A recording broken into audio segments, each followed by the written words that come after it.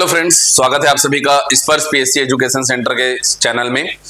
तो आज हम लोग चर्चा करने वाले हैं सीजीपीएससी मेंस 2024 के पेपर 3 पार्ट 1 पर। ठीक है, ये एग्जाम जो जून 2025 में हुआ था, इस वर्ष जो एग्जाम हुआ है, ये एग्जाम पेपर 3 पार्ट 1 अर्थात भारतीय इतिहास को लेकर के हम लोग चर्चा करने वाले हैं। भारतीय इतिहास में, भारत के इतिहास में किस किस प्रकार के क्वेश्चन आए हुए हैं। लास्ट में हम लोग एक थोड़ा सी चर्चा भी करेंगे कि पिछले 2-3 सालों में किस तरीके से पैटर्न चेंज हो रहा है, या पैटर्न चेंज नहीं करना चाहिए, कुछ क्वेश्चन जो जिस तरीके से आ रहे हैं उस पर थोड़ी बहुत हम लोग चर्चा करेंगे। लेकिन चर्चा से पूर्व सभी प्रश्नों के उत्तर एक बार देख लेते हैं कि कैसे क्वेश्चन थे, उनके किस तरीके से हमको उत्तर लिखने चाहिए थे। ठीक है बात। तो देखिए, यहां जो हमारे पास में पहला प्रश्न है पेपर 3 पार्ट 1 इंडियन हिस्ट्री का हमारा पहला प्रश्न कहता है कि भारत के प्राग ऐतिहासिक जातियों के बारे में डॉक्टर जे.एच. हट्टन के विचार क्या थे। अब देखिए, ये जो प्रश्न आया हुआ है, इससे पूर्व यदि हम लोग देखेंगे तो पाषाण काल को लेकर के जो प्रश्न आया हुआ था, वो क्या प्रश्न आया हुआ था, वो 2022 में मद्रासी संस्कृति पर लिखने के लिए आया था 8 नंबर में। यहां अब 2024 में हमको देखने मिलता है कि प्राग ऐतिहासिक जातियों के बारे में डॉक्टर जे.एच. हट्टन के विचार क्या थे, ऐसा पूछा है। मतलब डायरेक्ट इस टाइप के क्वेश्चन जो है आ रहे हैं। अब देखिए, ये जो डॉक्टर जे.एच. हट्टन साहब थे, ये एक ब्रिटिश मानव विज्ञानी है, साथ ही साथ में ये जो है भारत में ब्रिटिश अधिकारी के तौर पर कार्य भी किए हुए हैं। इन्होंने बताया कि भारत जो है वो अलग अलग नस्लों का संगम है। इन्होंने बताया जैसे निग्रोटो तत्व अंडमान निकोबार में देखने को मिलता है। इन्होंने बताया मंगोलाइट तत्व जो है पूर्वोत्तर राज्यों में देखने को मिलता है। खास करके ये जो है ना नागा जनजाति के बारे में, मणि के क्षेत्र में, तो मणिपुर नागालैंड के क्षेत्र में जितनी जनजातियां हैं उन पर इन्होंने अध्ययन ज्यादा किया था। तो इन्होंने बताया कि मंगोलाइट जाति वहां पर है। बीच के क्षेत्र को, जो हमारा मध्य प्रदेश छत्तीसगढ़ का क्षेत्र है, इन्होंने इसको जो है प्रोटो ऑस्ट्रेलाइड या आग्नेय समूह से इन्होंने जोड़ा। और भूमध्य सागरीय क्षेत्र का बताया दक्षिण भारतीय जो जनजातियां हैं। तो कुल मिलाकर के इन्होंने बताया कि भारत के जो जनजाति हैं, तो प्राचीनतम यहां पर जो है प्राचीन काल से ही नस्लों का संगम रहा है भारत, नस्लों का संगम रहा है भारत, और इसलिए अलग अलग संस्कृतियां जो है भारत में हमेशा से पनप रही हैं। यहां पर इनके टोटमवाद, इनके धार्मिक जो मान्यताएं हैं, खान पीन है, कृषि का तरीका है, इत्यादि सब। तो यहां पर हम लोग को निग्रोटो तत्व, मंगोलाइट तत्व, प्रोटो ऑस्ट्रेलाइड तत्व, भूमध्य सागरीय तत्व, सभी का मिश्रण जो है भारत में देखने को मिलता है अलग अलग क्षेत्रों में। और इसलिए वर्तमान संस्कृति को भी यदि अध्ययन करना है तो भारत के प्राग ऐतिहासिक कालीन जो जनजाति जो सम्मिश्रण यहां पर हुआ है उसे समझना, नस्लीय संगम को समझना आवश्यक है। ऐसा बताया किसने? Doctor JH. हट्टन जी ने। इस बात को हम लोग शॉर्ट में यहां पर जो है लिखने की कोशिश करेंगे। देखते हैं 2 नंबर में हम लोग क्या कुछ लिख पाएंगे। तो 2 नंबर के आंसर के लिए हम लिखेंगे, ये डॉक्टर जे.एच. हट्टन जो है ये ब्रिटिश मानव विज्ञानी थे। हमने कहा कि ये जो है ब्रिटिश मानव विज्ञानी थे। साथ ही साथ इनका मत था कि भारत नस्लों का संगम है, भारत नस्लों का संगम है। यहाँ विविध प्राग ऐतिहासिक जाति तत्व जैसे निग्रोटो तत्व यहाँ पर मिला है अंडमान द्वीप के आसपास, प्रोटो ऑस्ट्रेलाइड तत्व मतलब मध्य भारत, हमारे मध्य प्रदेश, छत्तीसगढ़ इत्यादि, मंगोलाइट तत्व हमको देखने को मिलता है पूर्वोत्तर भारत में, भूमध्य सागरीय जाति जो है वो दक्षिण भारत में देखने को मिलते हैं। और रही बात उत्तर उत्तर पश्चिम की, तो वो जो है आर्य जाति जो है देखने को मिलते हैं। इन्होंने ऐसा कहा था। इन्होंने बताया कि ये जो है विविध प्राग ऐतिहासिक जाति तत्वों ने भारतीय संस्कृति को गढ़ा है, जिसका प्रभाव जो है मुंडा व द्रविड़ भाषा में अभी भी जो है हम लोग देख सकते हैं, और अन्य भी हमारे सांस्कृतिक गतिविधियों में हम इनका प्रभाव देख सकते हैं। ये डॉक्टर जे.एच. हट्टन जी के विचार थे भारत के प्राग ऐतिहासिक जातियों को लेकर। अगले प्रश्न की ओर हम आते हैं। अगला प्रश्न हमारा है क्या? कहपड़ क्या था? तो कहपड़ शब्द याद रखिएगा, कहपड़ शब्द का उल्लेख जो है बौद्ध ग्रंथों में मिलता है, कौटिल्य के अर्थशास्त्र में मिलता है, साथ ही साथ इसका उल्लेख जो है पाणिनि के अष्टाध्यायी में मिला है। अब इस बात को लेकर के हम लोग क्या निष्कर्ष निकालेंगे, तो समझिए कौटिल्य के अर्थशास्त्र में है, मतलब मौर्य साम्राज्य के आसपास है, साथ ही साथ बौद्ध ग्रंथों में भी है। इसका मतलब ये मौर्य साम्राज्य और उससे पहले की बात की चल रही है। अगर हम पाणिनि के अष्टाध्यायी की बात करें तो पाणिनि के अष्टाध्यायी में जो है वो 22 जनपदों का भी उल्लेख मिलता है। तो कुल मिलाकर के कहपड़ ये एक सिक्का है। कहपड़ जो है एक सिक्का है, चांदी का या तांबे का बना हुआ सिक्का, जिसका प्रयोग जो है हम देखते हैं 6ठी सदी ईसा पूर्व के आसपास से लेकर के हम लोग लगभग मौर्य काल तक इस सिक्के का उपयोग जो है देखते हैं। तो कहपड़ क्या है पूछा हमने, हम क्या बताएंगे कि ये जो है ये मौर्य काल तक प्रयोग किया जाने वाला चांदी अथवा तांबे का बना हुआ सिक्का है। अब ये जो सिक्का होता था इसकी कोई खास आकृति होती थी क्या? नहीं, ये जो है अनगढ़ प्रकार के होते थे, मतलब कोई गोल है, कोई चौकोर है, कोई अन्य आकृति में है, ऐसे अनगढ़ प्रकार के सिक्के ये हुआ करते थे। दूसरी बात, ये पंचमाग्ड हुआ करते थे। पंचमाग्ड मतलब कि इसमें जो है अंकन होता था कभी सूर्य का, स्वास्तिक का, वृक्षों का, वृषभ का, है ना, इन सब का जो है शंख का, चक्र का, इनका जो है अंकन इसमें रहा करता था। अब जाहिर सी बात है ये उस समय के सिक्के हैं, तो ये कर जो है लेने देने में काम आते थे, साथ ही व्यापार में जो है इनकी प्रमुख भूमिका रहती थी। इसी बात को जो है हम लोग बताएंगे कहपड़ के बारे में। क्या है कहपड़? तो हम बताएंगे कहपड़ या काशारपण ये 600 ईसा पूर्व से मौर्य काल तक, 600 ईसा पूर्व से मौर्य काल तक प्रचलित चांदी व तांबे की बनी, किससे बनी भाई? चांदी व तांबे की बनी अनगढ़ आकार की मुद्रा थी। ये पंचमाग्ड थे। पंचमाग्ड में जैसे सूर्य, स्वास्तिक, वृक्ष, पशु, चक्र आदि के यहाँ पर जो है क्या है भाई अंकन हुआ करते थे। इनका उल्लेख कहां पर है? पाणिनि के अष्टाध्यायी में है, कौटिल्य के अर्थशास्त्र में है, या आप बता सकते हो बौद्ध ग्रंथों में भी है। भारत की प्रथम संगठित मुद्रा प्रणाली है ये, बिल्कुल सही बात है। मुद्रा प्रणाली के बारे में अगर हम लोग देखें तो उत्तर वैदिक काल वगैरह में हमको देखने को नहीं मिलता है, वहां तक भी वस्तु विनिमय प्रणाली वगैरह हम लोग को देखने को मिलता था। उत्तर वैदिक काल के अंत में इसका जो है ना इसके बारे में हमको पता चला। हड़प्पा सभ्यता में भी हम लोग पढ़ते हैं कि वहां पर जो है वस्तु विनिमय प्रणाली थी, कोई किसी प्रकार से मुद्रा नहीं थी, मुहरें पाई गई थी, मुद्राएं नहीं पाई गई थी। उत्तर वैदिक काल के अंत में वही हमारे 600 ईसा पूर्व और उसके आसपास से जो है हमें यहाँ पर प्रथम संगठित मुद्रा प्रणाली देखने को मिला। प्रयोग किसके लिए भाई? व्यापार में और कर वसूलने में इसका प्रयोग होता था। ये सारी बातें हम बताएंगे कहपड़ के बारे में। अगला प्रश्न है हमारा, कलिंग युद्ध के ऐतिहासिक महत्व का उल्लेख कीजिए। कलिंग युद्ध के बारे में संभवतः आप सभी जानते ही होंगे, ठीक है, अगर हम मेंस की तैयारी कर रहे हैं, प्री में थोड़ा बहुत ये सब पढ़े हुए हैं। कलिंग युद्ध अशोक ने अपने शासन काल के 8वें वर्ष में अर्थात 261, कब की बात कर रहे हैं हम लोग भाई? हम बात कर रहे हैं 261 ईसा पूर्व की। तो 261 ईसा पूर्व में अशोक ने जो है कलिंग पर, जो आज उड़ीसा का क्षेत्र है, वहां आक्रमण किया।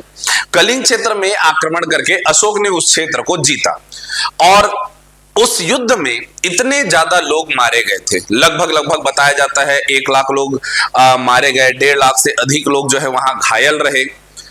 और बताया जाता है कि उसी के आसपास उपगुप्त नामक बौद्ध भिक्षु जो है वो मिले अशोक से, अशोक को एहसास दिलाए कि भाई आपने क्या प्राप्त किया, एक राजा किस पर शासन करता है।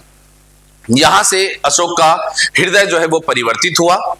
भूमि के लिए युद्ध हो रहा है या लोगों के लिए युद्ध हो रहा है? राज्य क्या है, राज्य की परिभाषा को समझना बहुत जरूरी है। जनपद के साथ साथ वहां पर जनसंख्या भी तो आवश्यक है।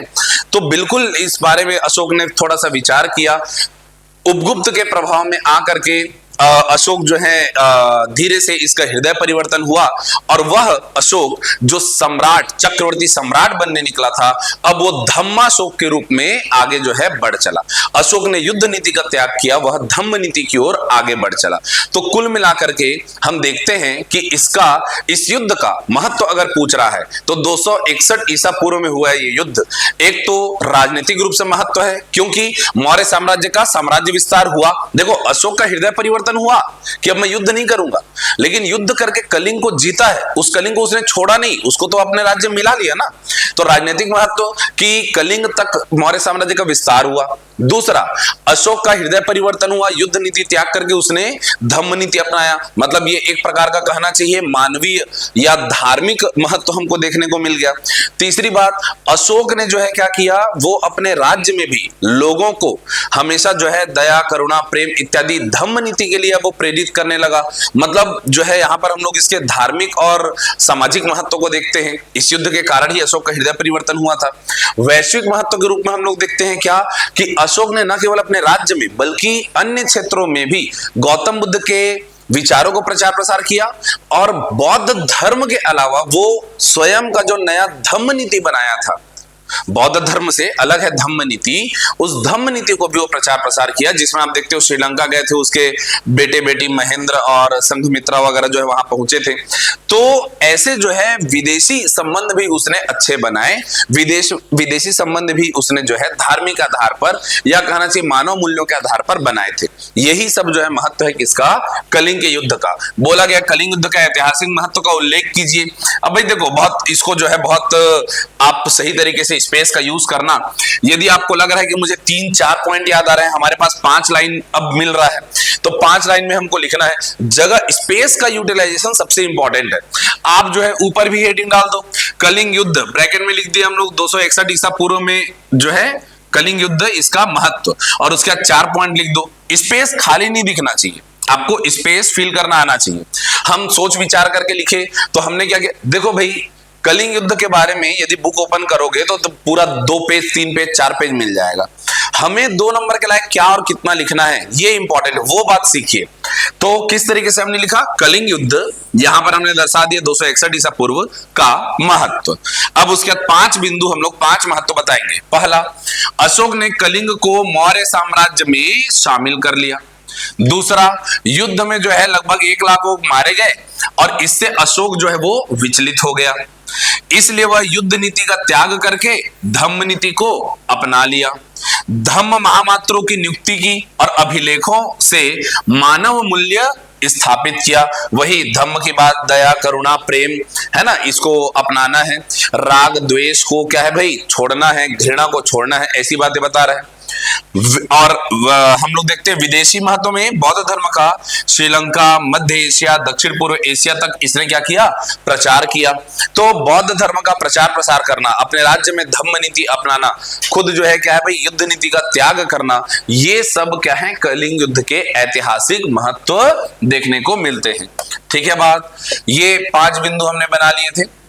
अगला पॉइंट हमारे पास, अगला क्वेश्चन है हमारे पास, पूछा गया है कि गांधार कला शैली की प्रमुख विशेषताओं की व्याख्या कीजिए। क्या बोला गया भाई, गांधार कला शैली की प्रमुख विशेषताओं की व्याख्या कीजिए। गांधार, मथुरा, अमरावती। आज गांधार पूछा है, कल को मथुरा पूछ सकता है, परसों अमरावती पूछ सकता है। तो बिल्कुल अच्छा, इसी प्रकार जैसे अगर हम लोग मूर्ति कला शैली में देख रहे हैं, वैसी मंदिर कला शैली में हो सकता है कि तीनों में से किसी को भी नागर, बेसर, द्रविड़ इनको पूछ ले। अब एक क्वेश्चन से बनने वाले संभावित प्रश्नों पर भी जो है गौर किया रहिएगा, है ना। जैसे अगर आप प्रैक्टिस करेंगे, अगले वर्ष के लिए आप प्रैक्टिस कर रहे हैं, तो एक बार गांधार शब्द दिख गया तो अमरावती, मथुरा को भी इस तरीके से लिख करके प्रैक्टिस करके रखिएगा। खैर, फिलहाल गांधार शैली में हम लोग आते हैं। तो गांधार शैली में ये कनिष्क ने गांधार कला शैली को संरक्षण दिया था। अब कनिष्क का पूरा अगर आप देखोगे राज्य क्षेत्र, तो वो उत्तर पश्चिम भारत से लेकर के वो चीन की तरफ, वो पूरा आज के पाकिस्तान, अफगानिस्तान इत्यादि कवर करते हुए वो हमारे क्या है भाई, वो उज्बेकिस्तान वगैरह तक जो है जाता है। इसी क्षेत्र में आज के पाकिस्तान, अफगानिस्तान क्षेत्र में गांधार कला शैली का विकास हुआ, और इसमें जो है मुख्य रूप से प्रभाव देखने को मिलता है ग्रीक रोमन शैली का प्रभाव देखने को मिला। इवन वो कनिष्क ही था जिसने पहली बार गौतम बुद्ध का जो है क्या है भाई, उनका वास्तव में जो है क्या है भाई मूर्ति बनवाया। गौतम बुद्ध तो खुद मूर्ति पूजा के खिलाफ थे। अब तक गौतम बुद्ध के प्रतीकात्मक पूजा होती थी, पीपल का वृक्ष हो गया या पीपल पत्ते हो गए इत्यादि जो है अलग अलग चिन्हों को उनके जो है क्या है भाई पूजा जाता था। लेकिन कनिष्क के काल में गौतम बुद्ध की मूर्ति बनाई गई। अब गौतम बुद्ध जी की जो मूर्ति बनाई गई भाई रोमन मूर्तिकार जो आए हुए थे, तो इसीलिए गौतम बुद्ध की मूर्ति भी जो है क्या है, ग्रीक देवता अपोलो की तरह वो दिखलाई पड़ते हैं। उसका उनका क्या है, छाप उनके मस्तिष्क में रहेगा ही रहेगा, ये बात। तो गांधार कला शैली की विशेषता जब बोलेगा तो हम क्या क्या बताएंगे? पहला, इसमें ग्रीक रोमन प्रभाव देखने को मिलता है। दूसरा, इसको जो है कुषाणों का विशेषकर कनिष्क का संरक्षण मिला। विकास कहां हुआ? वर्तमान अफगानिस्तान पाकिस्तान क्षेत्र में ज्यादा विकास हुआ। फिर इसमें जो है क्या है भाई, पहली बार गौतम बुद्ध जी की मूर्ति जो है वो बननी आरंभ हुई थी। इसकी विशेष बात, अब मूर्ति की विशेष बात बताते हैं। तो विशेषता ये थी कि ये जो गांधार कला शैली में जो शारीरिक सौष्ठव दिखाया जाता था, एक एक मांसपेशी, नसें एक एक दिखाई जाती थी, वो बड़ी बेहतरीन यहाँ पर कलाकारी देखने को मिलती थी। इसके अलावा मतलब घुंघराले बाल से लेकर के शरीर के एक एक अंगों को बनाना, वो मांसल शरीर को दर्शाना, ये इसकी जो है खास बात हुआ करती थी, ये इसकी विशेषता थी। और एक बात, ये बनते किससे थे? तो ये जो है हम लोग देखते हैं कि ग्रे स्लेट पत्थर जो है या मिट्टी से इनका जो है निर्माण होता था। यही सारी बात को हम लोग बिंदुवार लिखने की कोशिश करेंगे। गांधार कला शैली की विशेषताएं तो यूनानी रोमन कला के संगम से विकसित हुई है। प्रायः ग्रे स्लेट पत्थर, मिट्टी और कभी कभी कांस्य का प्रयोग जो है इसमें होता था। पहली बार गौतम बुद्ध का मानव रूप में चित्रण किया गया।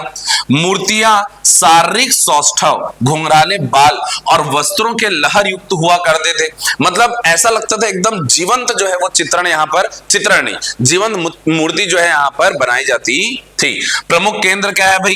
तो तक्षशिला है, जलालाबाद है, स्वात घाटी है, हड्डा है, ये सारे क्षेत्र। इसमें कनिष्क का नाम भी आप जोड़ सकते हैं, ठीक है। यूनानी रोमन कला के संगम से आप यहां पर ऐड कर सकते हैं, बिल्कुल यहां पर ऐड कर सकते हैं कि संगम से पहली से लेकर के 5वीं सदी में ये विकसित हुई है।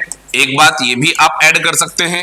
दूसरी बात आप ऐड कर सकते हैं, यहां पर कहीं पर जगह देख करके आप इसमें चाहें तो कनिष्क का नाम भी ऐड कर सकते हैं स्वेच्छानुसार।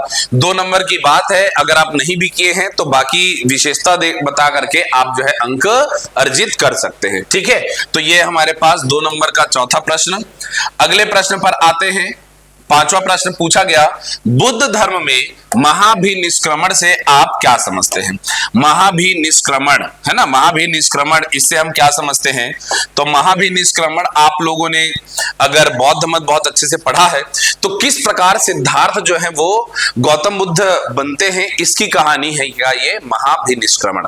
जब उन्होंने गृह त्याग किया, देखिए जैसे ही सिद्धार्थ का जन्म हुआ, उनके पिता ने जो है क्या किया था भाई, जो भी ब्राह्मणों को दिखाया था इनका कुंडली वगैरह, बताया गया कि सिद्धार्थ जो है महाप्रतापी शासक बनेंगे और यदि नहीं बने तो सन्यासी बनेंगे।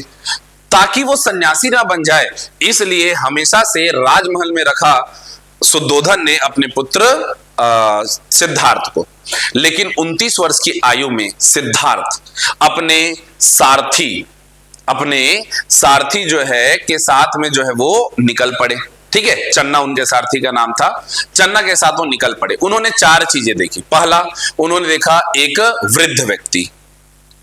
उनके मन में एक विचार आया, क्या मेरी पत्नी, मेरी यशोधरा भी ऐसे बुजुर्ग हो जाएगी? दूसरा, बीमार व्यक्ति, क्या मैं या मेरे पिताजी, मेरी पत्नी ये भी बीमार होते हैं? तीसरा, उन्होंने पहली बार देखा एक मृत व्यक्ति को, शव को 4 लोगों के कंधे में लेट करके वो जा रहा है। ये सब देख करके बड़े ही विचलित हो गए, व्यथित हो गए। कौन? सिद्धार्थ। उन्होंने पहली बार दुख को जाना, बीमारी को जाना, बुढ़ापे को जाना, जरा को, ये जो है अलग अलग, या उन्होंने मृत्यु को जाना।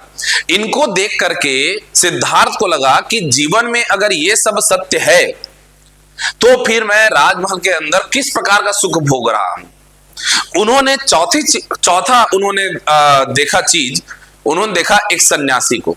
उस सन्यासी के चेहरे में जो सुकून था, जो खुशी थी, वो देख करके ठिठक गए। कौन?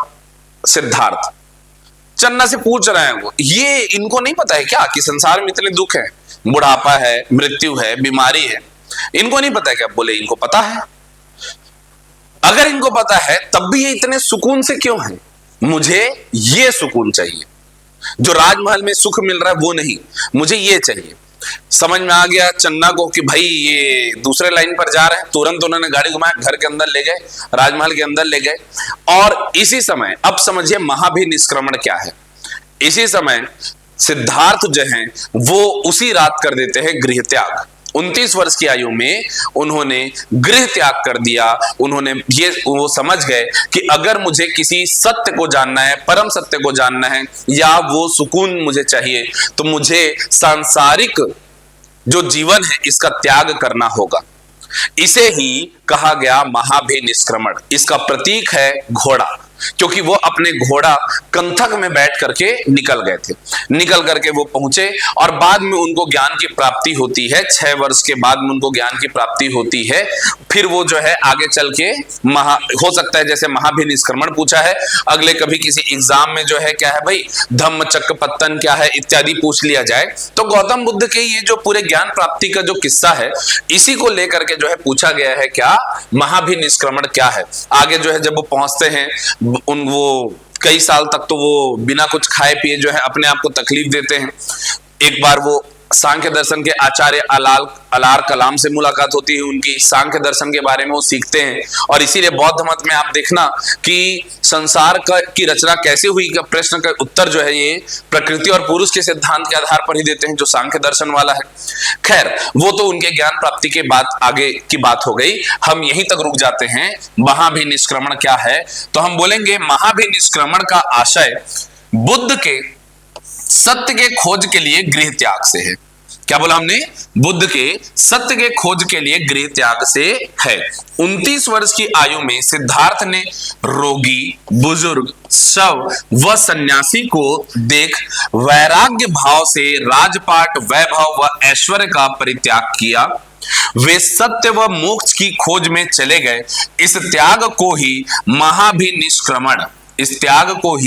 महाभिनिष्क्रमण कहा गया है। आप चाहें, हमारे पास स्पेस भी है तो अवश्य हमें यहां लिख देना चाहिए कि इसका प्रतीक जो है किसको बताया गया है भाई, इसका प्रतीक है घोड़ा। क्योंकि वो किस में बैठ करके निकल गए थे, अपने घोड़ा कंथक में बैठ करके वो निकल गए थे। इस प्रकार से गौतम बुद्ध के जीवन से जुड़ी अलग अलग घटनाओं को अलग अलग प्रतीकों से जोड़ा जाता है ना, तो ये जो है ये घोड़ा इनके क्या है भाई, गृह त्याग का प्रतीक है। जैसे ज्ञान की प्राप्ति के लिए हम लोग बोलते हैं क्या, बोधि वृक्ष कहते हैं, है ना, या हम लोग देखते हैं क्या, गर्भ में आना उनका क्या है भाई, हाथी है, यौवन को हम लोग सांड से जोड़ते हैं इत्यादि। और यही सारे के सारे पशु अशोक चक्र में, अशोक के चक्र जो आज हम लोग प्रयोग कर रहे हैं, या कहना चाहिए अशोक के स्तंभ में हमको देखने को मिलता है सिंह, अश्व या बैल, सांड और हाथी। ये जो है हम लोग को देखने मिलता है क्या क्या, सिंह, ठीक है, सिंह उनके शौर्य साहस का प्रतीक, हाथी उनके जन्म के प्रतीक, घोड़ा ये अश्व महाभिनिष्क्रमण का प्रतीक, ठीक है। इसके अलावा एक क्या है, यौवन का प्रतीक सांड। यही तो हम लोग को वहां भी देखने मिलते हैं। तो ऐसे जो है प्रतीक को हम लोग ध्यान रखेंगे। महाभिनिष्क्रमण में इतनी बातें आपको बतानी आवश्यक है। इसके बाद आगे बढ़ते हम देखते हैं, प्रश्न है हमारे पास में 6वां प्रश्न पूछा गया है, मध्यकालीन भारत का खुद कास्ट क्या था। खुद कास्ट, इसका जो वर्णन है ना, आईने अकबरी में अबुल फजल ने किया है। अबुल फजल ने वहां खुद कास्ट और पाही कास्ट, दो कृषक वर्ग के दो उन्होंने टाइप बताए थे। क्या बताया अबुल फजल ने कि वे किसान जो जिस गांव में रहते हैं, अपने ही गांव में वो अपने ही जमीन में कृषि कर रहे हैं, पूरा जमीन का पूरा अधिकार जिनका खुद का है, और उस जमीन का अधिकार उनके पास है, और उसी का वो टैक्स देते हैं। टैक्स कितना, 1/3 उपज का 1/3 हिस्सा वो टैक्स के रूप में देते हैं। उस जमीन पर उनका पूरा अधिकार है, ठीक है। वो डायरेक्ट जो है क्या है भाई, शासक को टैक्स देते हैं, बीच में कोई बिचौलिया वगैरह नहीं है। ऐसे किसान जिनका ये सुरक्षित उनका भू अधिकार है वो कहलाते हैं खुद कास्ट। जबकि पाही कास्ट कौन होते हैं, तो पाही कास्ट समझिए अड़ोस पड़ोस के गांव में जाकर के किसानी करेंगे, या समझो कहीं और से आए हुए बसिंदे होते हैं, वो किसी जमीन का मालिकाना हक नहीं रखते, बल्कि वहां पर वो कुछ समय के लिए कृषि कार्य कर रहे होते हैं। वो बीच में जमींदारों इत्यादि को जो है वो टैक्स भी पे कर रहे होते हैं, और इनका अगर देखा जाए इनके नाम पर जमीन नहीं है, तो ये इनका जीवन थोड़ा असुरक्षित होता था। वो होते थे क्या? पाही कास्ट। अब हमें पूछा है खुद कास्ट, तो खुद कास्ट के बारे में हम लोग क्या बता देंगे भाई? यहां को देख करके हम लोग लिखते हैं, देखिए भारत, मध्यकालीन भारत का खुद कास्ट क्या है पूछा हमें, तो हम बताएंगे मध्यकालीन भारत का खुद कास्ट, खुद कास्ट मुगल कालीन कृषक वर्ग थे जो अपनी स्वामित्व वाली भूमि पर स्वयं खेती करते थे। ये कृषक गांव में स्थायी रूप से निवास करते एवं उपज का 1/3 भाग लगान सीधे राज्य या जमींदार को अदा करते थे।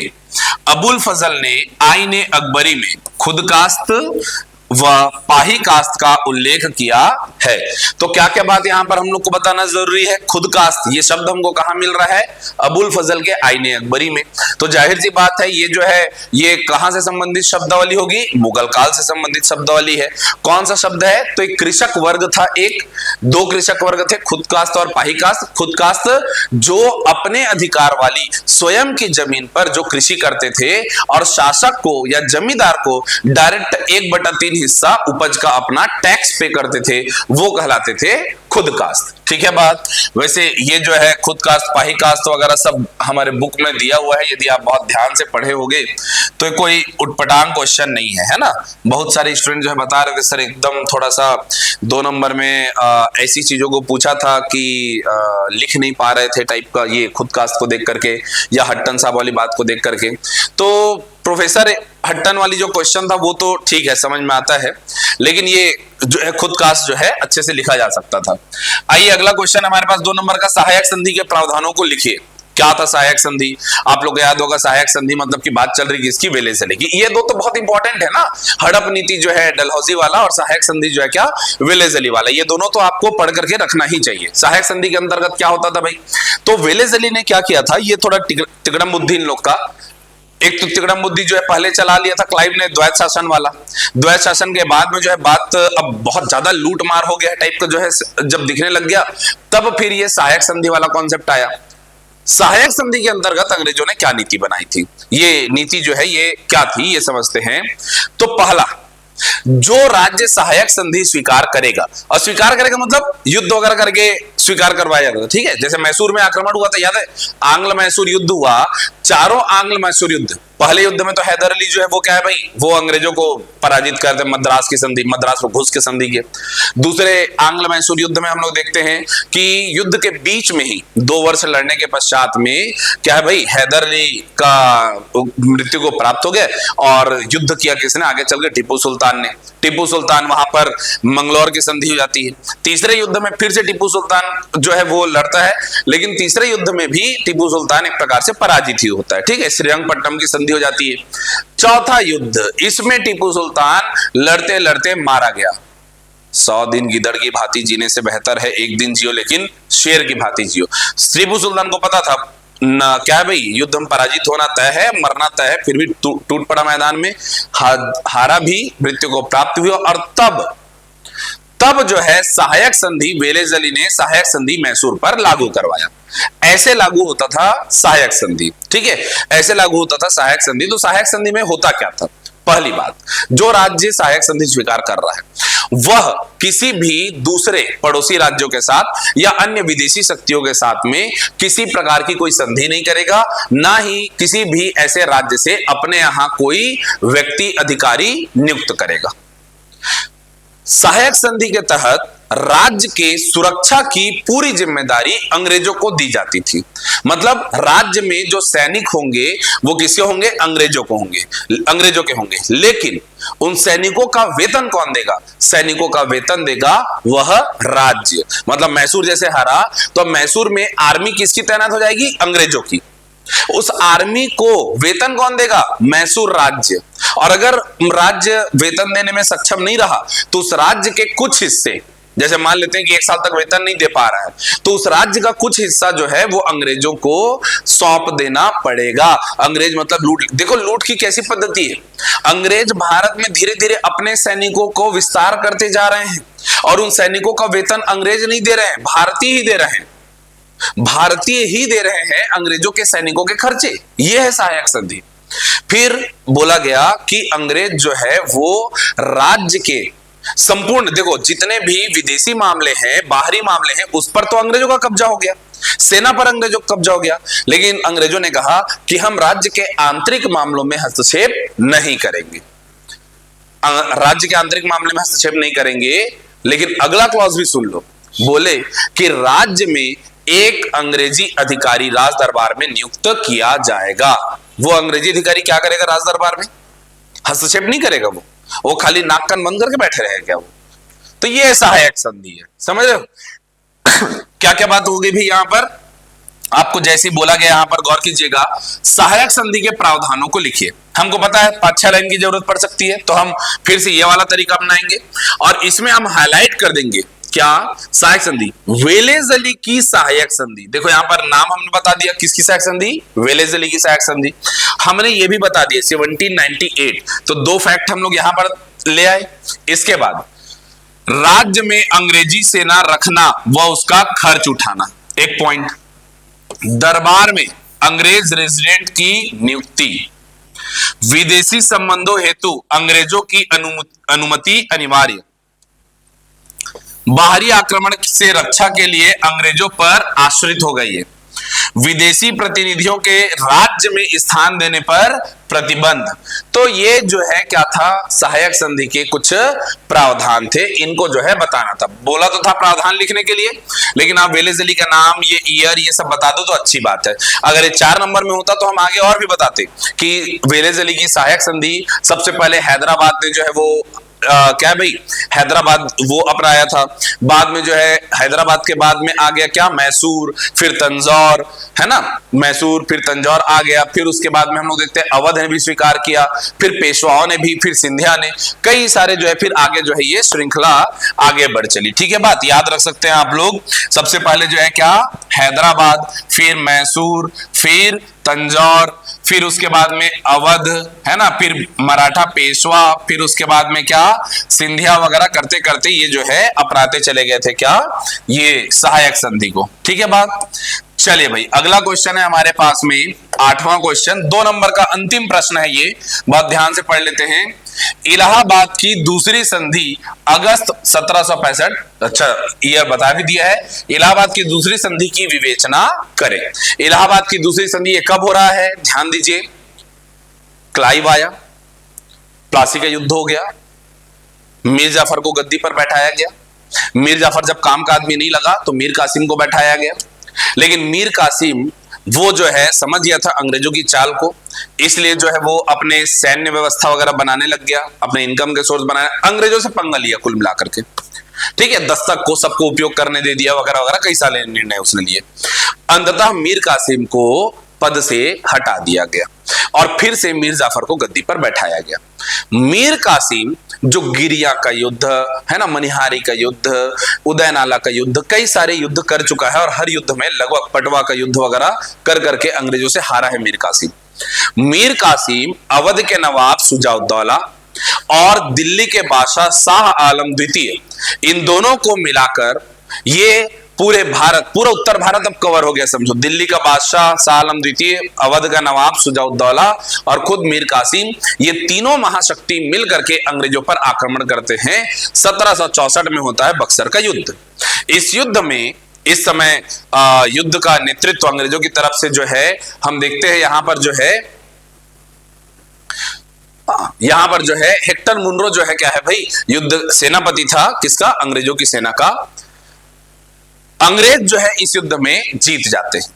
अंग्रेज जब इस युद्ध में जीत जाते हैं तब फिर उसके बाद 1764 में प्रश्न खड़ा होता है कि अब आगे क्या?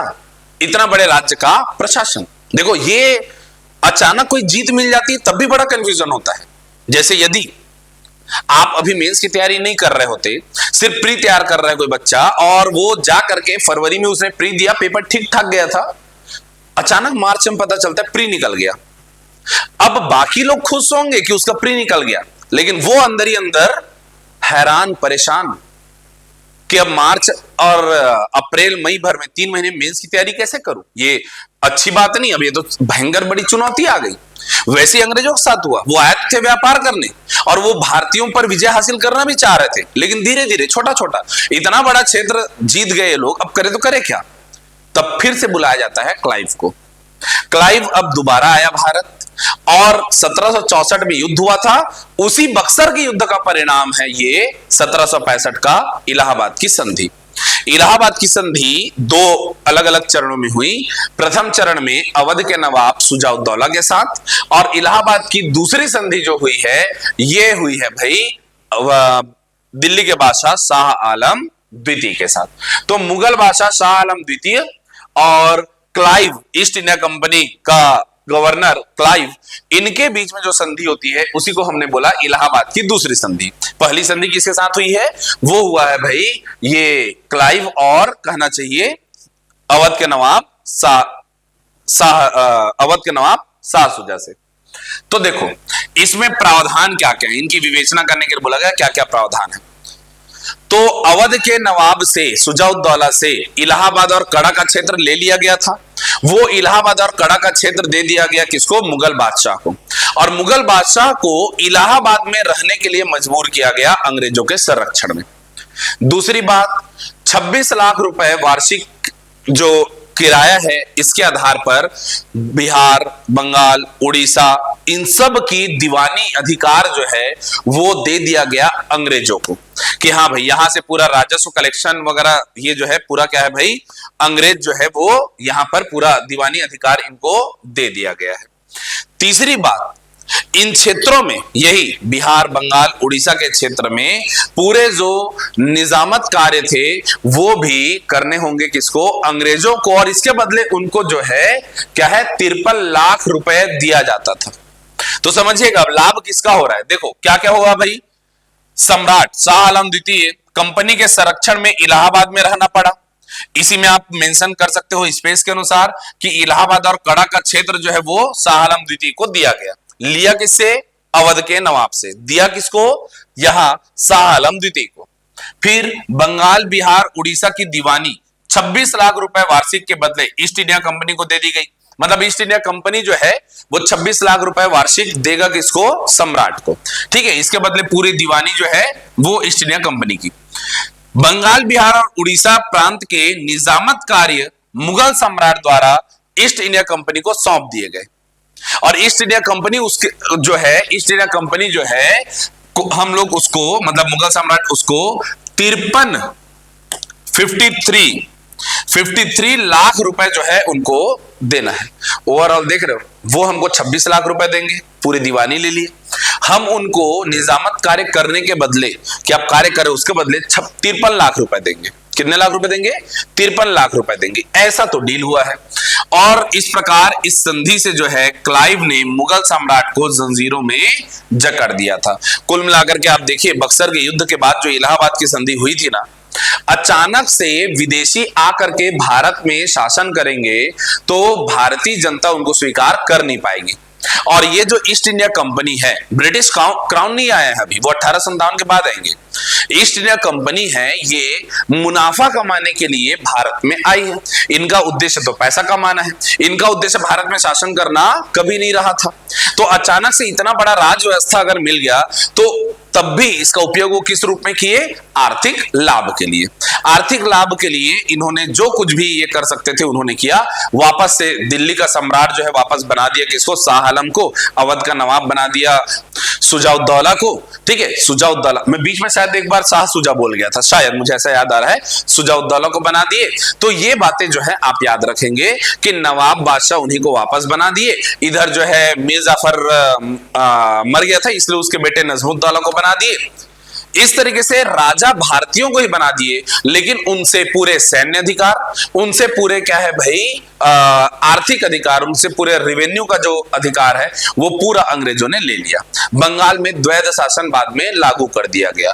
उसी का नींव था ये क्या? इलाहाबाद की संधि। फिलहाल आपको इलाहाबाद की दूसरी संधि में जो बिंदु हुए थे केवल उनको लिखना है। ठीक है बात। तो इसलिए यहां पर जो है इलाहाबाद और कड़ा का क्षेत्र लिखना इंपॉर्टेंट है। दूसरा 26 लाख रुपए वाला डील याद रखना है। तीसरा जो है वो 53 लाख रुपए वाला डील याद रखना है। ये तीन बातें हम लोग को यहां पर लिखनी आवश्यक है। चलिए भाई अगले प्रश्न की ओर आते हैं।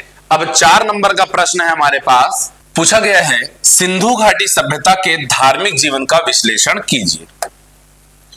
सिंधु घाटी सभ्यता के धार्मिक जीवन का विश्लेषण कीजिए। जैसे ही सिंधु घाटी सभ्यता के धार्मिक जीवन की बात आती है, फटाफट आपका पेन जो है वो चालू हो जाता है क्या बताने के लिए कि भाई यहाँ पर क्या थे भाई, मुहरों में जो है मातृदेवी का अंकन मिला है, मातृदेवी जिनके गर्भ से जो है वृक्ष निकलता हुआ दिखाया गया है, पशुपति शिव जिसको हम पशुपति शिव मान लेते हैं, ऐसा एक जो है अंकन मिला है। यहाँ योगी पुरुष जो मिले हैं, है ना, यहाँ पर एक पुजारी की मूर्ति मिली है, उसके आकार की मूर्ति, कुबड़ वाला सांड मिला है, स्वास्तिक का निशान मिला है, नाग पूजा के साक्ष्य मिले हैं, अग्नि कुंड मिला है। ऐसी सारी बातें आपके दिमाग में विचार में कौंधने लगती है। परंतु अब ध्यान से इस प्रश्न को एक बार और पढ़िए। यहां पर यह नहीं कहा है कि सिंधु घाटी सभ्यता के धार्मिक जनजीवन पर प्रकाश डालिए या धार्मिक विशेषताएं बताइए, बोला है धार्मिक जीवन का विश्लेषण कीजिए। विश्लेषण कीजिए जैसे ही कहा, आपको ये जितने भी साक्ष्य मिले हैं उनके आधार पर अब ये थोड़ा विश्लेषण करना है, थोड़ा सा इनके बारे में आपको थोड़ा सा एनालिसिस करना है कि आखिर यहाँ का धार्मिक जनजीवन कैसा था।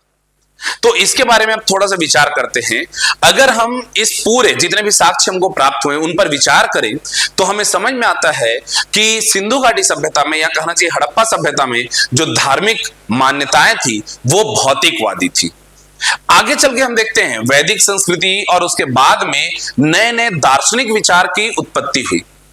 ये संसार क्या है, ईश्वर कौन है, ईश्वर है या नहीं है, आत्मा क्या है, जीवन मृत्यु संबंध के बारे में चर्चा करना, ये संसार कैसा है, इन सब बातों में तत्व मीमांसा पे बाद में चर्चा होगी दर्शन में। लेकिन अभी जब हम सिंधु सभ्यता की बात कर रहे हैं, सिंधु घाटी सभ्यता की बात कर रहे हैं, हड़प्पा सभ्यता की बात कर रहे हैं, यहां पर धार्मिक जनजीवन भौतिकवादी है। भौतिकवादी अर्थात यहां पर जितने भी हम लोग देख रहे हैं जो पूजन विधि, जो मान्यताएं हैं, वो उर्वरता पर केंद्रित हैं कि यदि हम उन प्राकृतिक तत्वों को धन्यवाद दें जिनसे हमें कुछ प्राप्त कर रहे हैं, जैसे ये भूमि की उर्वरता है इसीलिए हमें भोजन मिल पा रहा है, तो क्यों ना इन्हें मातृदेवी के रूप में पूजा जाए। ये अग्नि, ये वायु, ये कुबड़ वाले सांड जो हमारे लिए क्या है भाई, कृषि में हमारे सहयोगी हैं। तो सूर्य पूजा के तौर पर स्वास्तिक का निशान हमको देखने को मिलता है। तो प्रकृति के अलग अलग तत्वों का अलग अलग तरीके से पूजन करना, अर्थात अपने भौतिकवादी जो है पूजा व्यवस्था यहां पर देखने को मिलता है। और ये पूरी जो पूजा व्यवस्था, धार्मिक व्यवस्था थी, ये व्यवस्था जो आधारित है, ये इनके केंद्र में कौन है, उर्वरता, उत्पादन शक्ति। इन्होंने उत्पादन शक्ति के तौर पर लिंग एवं योनि की अर्थात जनन शक्तियों की भी इन्होंने पूजा की। भाई प्रजनन शक्ति की पूजा, वहीं से ही वंश आगे बढ़ रहा है, तो प्रजनन शक्ति की पूजा करना, साथ ही साथ में जो है उर्वरता की देवी के रूप में मातृदेवी की पूजा करना, ये देखो ये दर्शाता है भौतिकवादी विचारधारा को।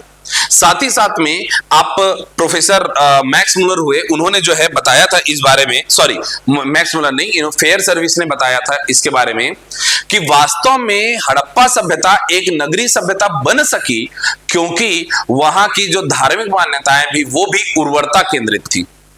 कृषि का अच्छा विकास हुआ, इसीलिए भविष्य में व्यापार वाणिज्य में बढ़ोतरी हुई। व्यापार वाणिज्य में बढ़ोतरी हुई, इसीलिए हम देखते हैं वहां पर नगरीय व्यवस्था, नगरीय सभ्यता बन पाई। हड़प्पा सभ्यता के नगरीय व्यवस्था पर हम लोग जब ध्यान देते हैं तो हमें व्यापार वाणिज्य जो है ज्यादा देखने मिलता है। लेकिन व्यापार कब बढ़ेगा, जब लोगों का पेट भरेगा, जब कृषि अच्छी होगी। तो कुल मिलाकर के यदि हम इनके धार्मिक व्यवस्था का, धार्मिक मान्यताओं का विश्लेषण करें तो हम कह सकते हैं भौतिकवादी विचारधारा है, यहाँ पर उर्वरता केंद्रित जो है इनकी पूजन पद्धति है। चूंकि ये अलग अलग प्रकृति के अलग अलग रूपों का पूजा कर रहे हैं, मतलब ये बहुदेववाद को मानते हैं, मूर्ति पूजा करते हैं, इन सब बातों को आपको यहाँ पर हाईलाइट करना है।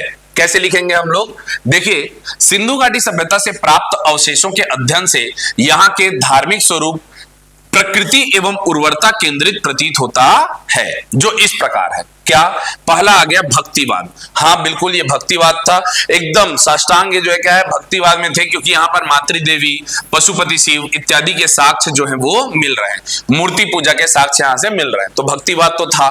एक बहुदेववाद था, हाँ, यहाँ पर पशुपति, नाग, सूर्य, अग्नि इत्यादि सबके पूजा के साक्ष्य मिले हैं, है ना, स्वास्तिक वगैरह मिला है।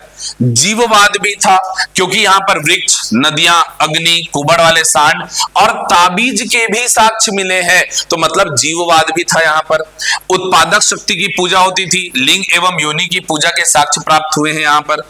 भौतिकवादी तत्व थे, यज्ञ के माध्यम से बलि देकर भौतिक सुखों की प्राप्ति के लिए प्रार्थना की जाती थी। बलि देकर के मतलब, बलि का मतलब केवल जीव की बलि नहीं, वो भी था, लेकिन जब हम लोग देखते हैं यहाँ पर जो है अग्निकुंड इत्यादि, तो अग्निकुंड में भी हम लोग क्या है भाई, हम देखते हैं आज भी जो है हम लोग अपने कुछ खाद्यान्नों से, दूध, दही, घी, शक्कर इत्यादि से, मतलब जो हमारे लिए आवश्यक तत्व है, भोज्य पदार्थ है, उनकी भी बलि हम लोग देते हैं, उनको भी जो है आहुति देते हैं। वो सारी चीजें यहां से ही देखने को मिल रही है। यही सब तो वो सांस्कृतिक तत्व हैं जो आज भी सनातन परंपरा में, हिंदू धर्म में जो है आज भी शामिल हैं। और इसीलिए हम कहते हैं क्या, हड़प्पा सभ्यता के नगरीय व्यवस्था का पतन हुआ था, हड़प्पा सभ्यता का पतन नहीं हुआ है। ठीक है बात, तो इन बातों को बताएंगे। अच्छा, एक बात जो मैं यहां पर आपको बताना चाहूंगा, परलोक पर विश्वास था, मृतक संस्कार यहां पर हुआ करते थे, मृतक संस्कार के भी अलग अलग विधि यहां पर देखने को मिला है। तो अलग अलग विधि में मृतक संस्कार देखने को मिलते हैं। कब्र में भी भोजन जो है मिला है, मतलब पारलौकिक सत्ता पर यह विश्वास रखते थे, इहलोक के अलावा कोई परलोक है इस पर यह विश्वास रखते थे। ऐसा यहाँ का धार्मिक जीवन था, ये हम लोग हाईलाइट करेंगे। अंत में हम फेयर सर्विस महोदय के कोट को जो है यहाँ पर ये जो है हम लोग करेंगे क्या, कि फेयर सर्विस महोदय ने यहाँ की नगरीय सभ्यता का कारण उर्वरता केंद्रित धार्मिक विश्वास को माना है। किस पर केंद्रित भाई, उर्वरता केंद्रित धार्मिक विश्वास को माना है। तो यहाँ की धार्मिक जो जीवन है वो आगे जो है हमको भौतिकवादी व्यवस्था, हमको उर्वरता केंद्रित पूजन व्यवस्था पर क्या है भाई, उसको बढ़ावा देती हुई प्रतीत होती है। यही कारण है कि यहां पर जो है कृषि में वृद्धि हुई, यहां व्यापार में वृद्धि हुई और नगरीय सभ्यता बन पाया। ठीक है, तो कुल मिलाकर के सिंधु घाटी सभ्यता के धार्मिक जीवन का विश्लेषण जब करने के लिए बोला गया तो ये सारी बातें बताएंगे। सिर्फ धार्मिक मान्यताएं कैसी थी या धार्मिक क्या भाई उसको साक्ष्यों पर टिप्पणी कीजिए टाइप की बात आती तो हम इन सब का अलग अलग नाम लिखते रहते। कुबड़ वाला सांड मिला, साथ में जो है पशुपति शिव मिले, पशुपति शिव में एक तरफ वो भैंसा और गैंडा था, एक तरफ जो है वो पैर के नीचे दो हिरण थे, हाथी और बाघ थे एक तरफ, है ना, ऊपर में सिंह था वगैरह वगैरह, वो सब अलग बात है, वो सब यहां नहीं लिखते रहना। ठीक है बात, पशुपति शिव का जो अंगन मिला उसके आधार पर विश्लेषण करके बताना है। ठीक है, तो ये लिखना था यहाँ पर। बहुत सारे लोग जो है सिर्फ साक्ष्यों को ही लिख करके चले आए हैं, ऐसे में नंबर नहीं मिलेगा, है ना। चलिए, पूछा गया है मगध साम्राज्य को सशक्त करने में हर्यक वंश के योगदान का उल्लेख कीजिए। ठीक है, मैं थोड़ा सा ऊपर चढ़ा ले रहा हूं, ये यहां तक आ गया। हाँ, तो प्रश्न है हमारा, मगध साम्राज्य को के उत्कर्ष में कहना चाहिए या उसको सशक्त करने में हर्यक वंश का योगदान। अरे भाई, हर्यक वंश का ही सबसे बड़ा योगदान रहा है। पूरी कहानी सुन लीजिए, फिर हम लोग 4 नंबर में कैसे लिखेंगे वो बताता हूं। तो बात यह है कि हर्यक वंश में शासक हुआ कौन, एक बिंबिसार। बिंबिसार ने राजधानी बनाई, चुन करके राजधानी बनाई उसने, पहाड़ों से घिरा हुआ, नदियों से घिरा हुआ, मतलब वो चाणक्य का हम लोग पढ़ते हैं अर्थशास्त्र में, औदिक दुर्ग और पार्वत दुर्ग दोनों ही दुर्गों को मिला करके इसने बनाया राजगृह को राजधानी। राजगृह को गिरिव्रज भी बोला गया क्योंकि पहाड़ियों से घिरा हुआ था, पहली बात। दूसरी बात, इसने जो है क्या किया, इसने कूटनीति का सहारा लिया। इसने लिच्छवीगढ़ राज्य के शासक चेटक की पुत्री चेलन्ना से ये खुद विवाह किया। ये वही चेटक है जिनकी बहन है महावीर स्वामी की मां। तो चेटक की पुत्री चेलन्ना के साथ विवाह कर लिया किसने, बिंबिसार ने, हर्यक वंश के शासक बिंबिसार ने। तो मगध साम्राज्य उत्तर से सुरक्षित हो गया। ठीक है, उत्तर से सुरक्षित हो गया। मैं मैप बनाकर नहीं बता रहा हूं, मुझे उम्मीद है आप लोग थोड़ा सा इमेजिन कर पा रहे होंगे।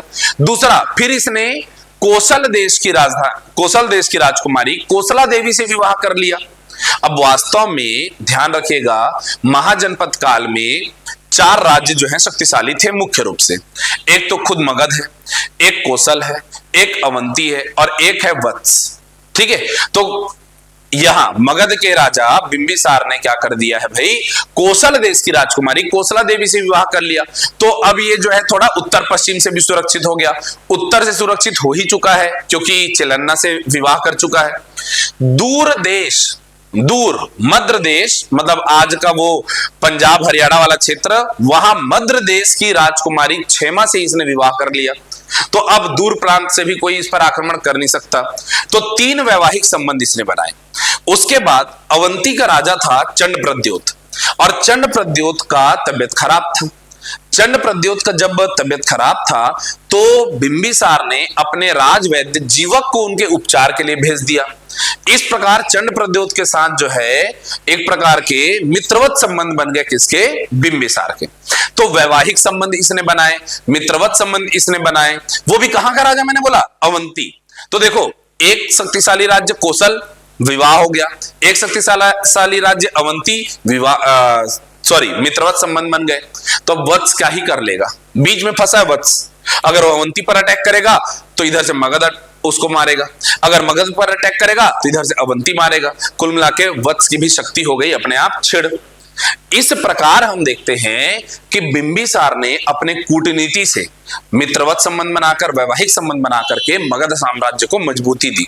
बाद में उसने अंग देश के राजा ब्रह्मदत्त पर आक्रमण किया और अंग देश को जो है मगध साम्राज्य में मिला लिया। यह था बिंबिसार का योगदान। बिंबिसार का बेटा हुआ कौन, अजातशत्रु। अजातशत्रु ने फिर क्या किया, अजातशत्रु, एक तो अजातशत्रु थोड़ा सा इस पर कहानी आती है कि वो गौतम बुद्ध के चचेरे भाई है ना, वो चचेरे भाई के कहने पर थोड़ा सा बहक गया था कौन, ये अजातशत्रु। और अजातशत्रु ने अपने पिता बिंबिसार की हत्या खुद कर दी। पितृहंता वंश कहा जाता है इसीलिए इसको। अजातशत्रु ने जब अपने पिता की हत्या खुद कर दी, इसीलिए जो लिच्छवीगढ़ राज्य है अब वो नाराज हो गया, किससे, अजातशत्रु से, क्योंकि है भांजा लेकिन घर दामाद को मारा है ना। तो लिच्छवीगढ़ राज्य ने आक्रमण किया। अजातशत्रु ने कई साल तक वो संघर्ष किया, 12-14 साल तक संघर्ष हुआ। बाद में गौतम बुद्ध के सहायता से, आपको याद आना चाहिए, मैं पूरी कहानी अभी नहीं बताऊंगा, लेकिन वो कूटनीति, अपने महामंत्री वत्सकार को राज्य से निकाल देना, बाद में वत्सकार जो है वो लिच्छवीगढ़ राज्य का मंत्री बनता है, वहां की पूरी जानकारी उठा करके ले आता है और दे देता है किसको, अजातशत्रु को। अजातशत्रु ने महाशिला कंटक और रथ मूसल नामक 2 नए हथियार का प्रयोग किया, लिच्छवीगढ़ राज्य पर जीत हासिल की। वही दूसरी ओर कौशल नरेश प्रसेनजीत ने भी आक्रमण किया अजातशत्रु पर। अजातशत्रु ने प्रसेनजीत को भी क्या किया, पराजित किया। और प्रसेनजीत की बेटी वजीरा से, प्रसेनजीत की जो बहन है कोसला देवी, उसका विवाह हुआ था बिंबिसार से।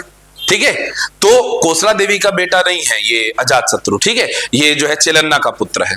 तो यहां प्रसेनजीत की बेटी है वजीरा, उसके साथ विवाह कर लिया किसने, अजातशत्रु ने।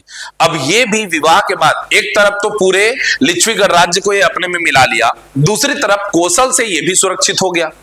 कौशल से सुरक्षित हुआ, साथ ही साथ कौशल ने काशी के क्षेत्र को एक प्रकार से उपहार स्वरूप दे दिया अजातशत्रु को।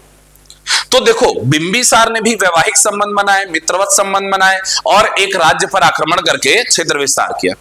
अजातशत्रु भी क्षेत्र विस्तार कर रहा है, युद्ध करके जीत रहा है, साथ ही साथ वैवाहिक संबंध बना करके भी राज्य को सुरक्षित कर रहा है।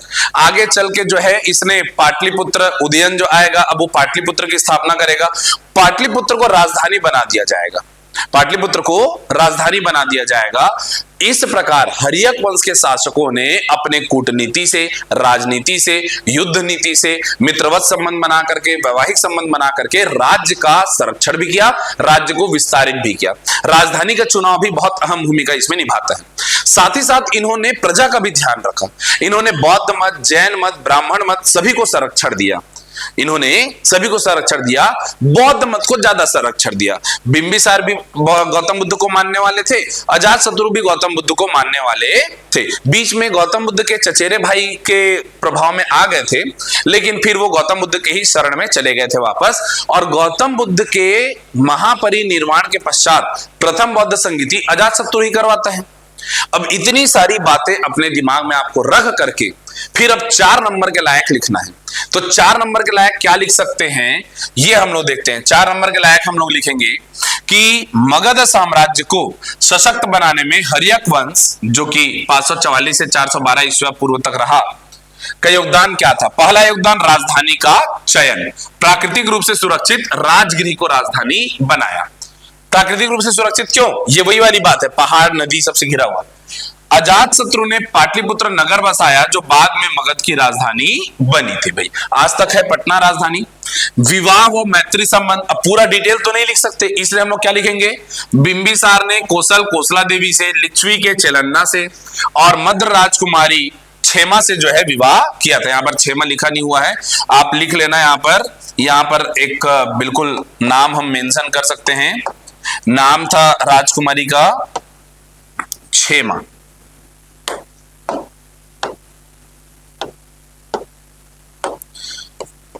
राजकुमारी क्षेमा से विवाह किया और अवंती के राजा चंड प्रद्योत से इन्होंने क्या किया है भाई, चंड प्रद्योत से मित्रवत संबंध बना लिए हैं।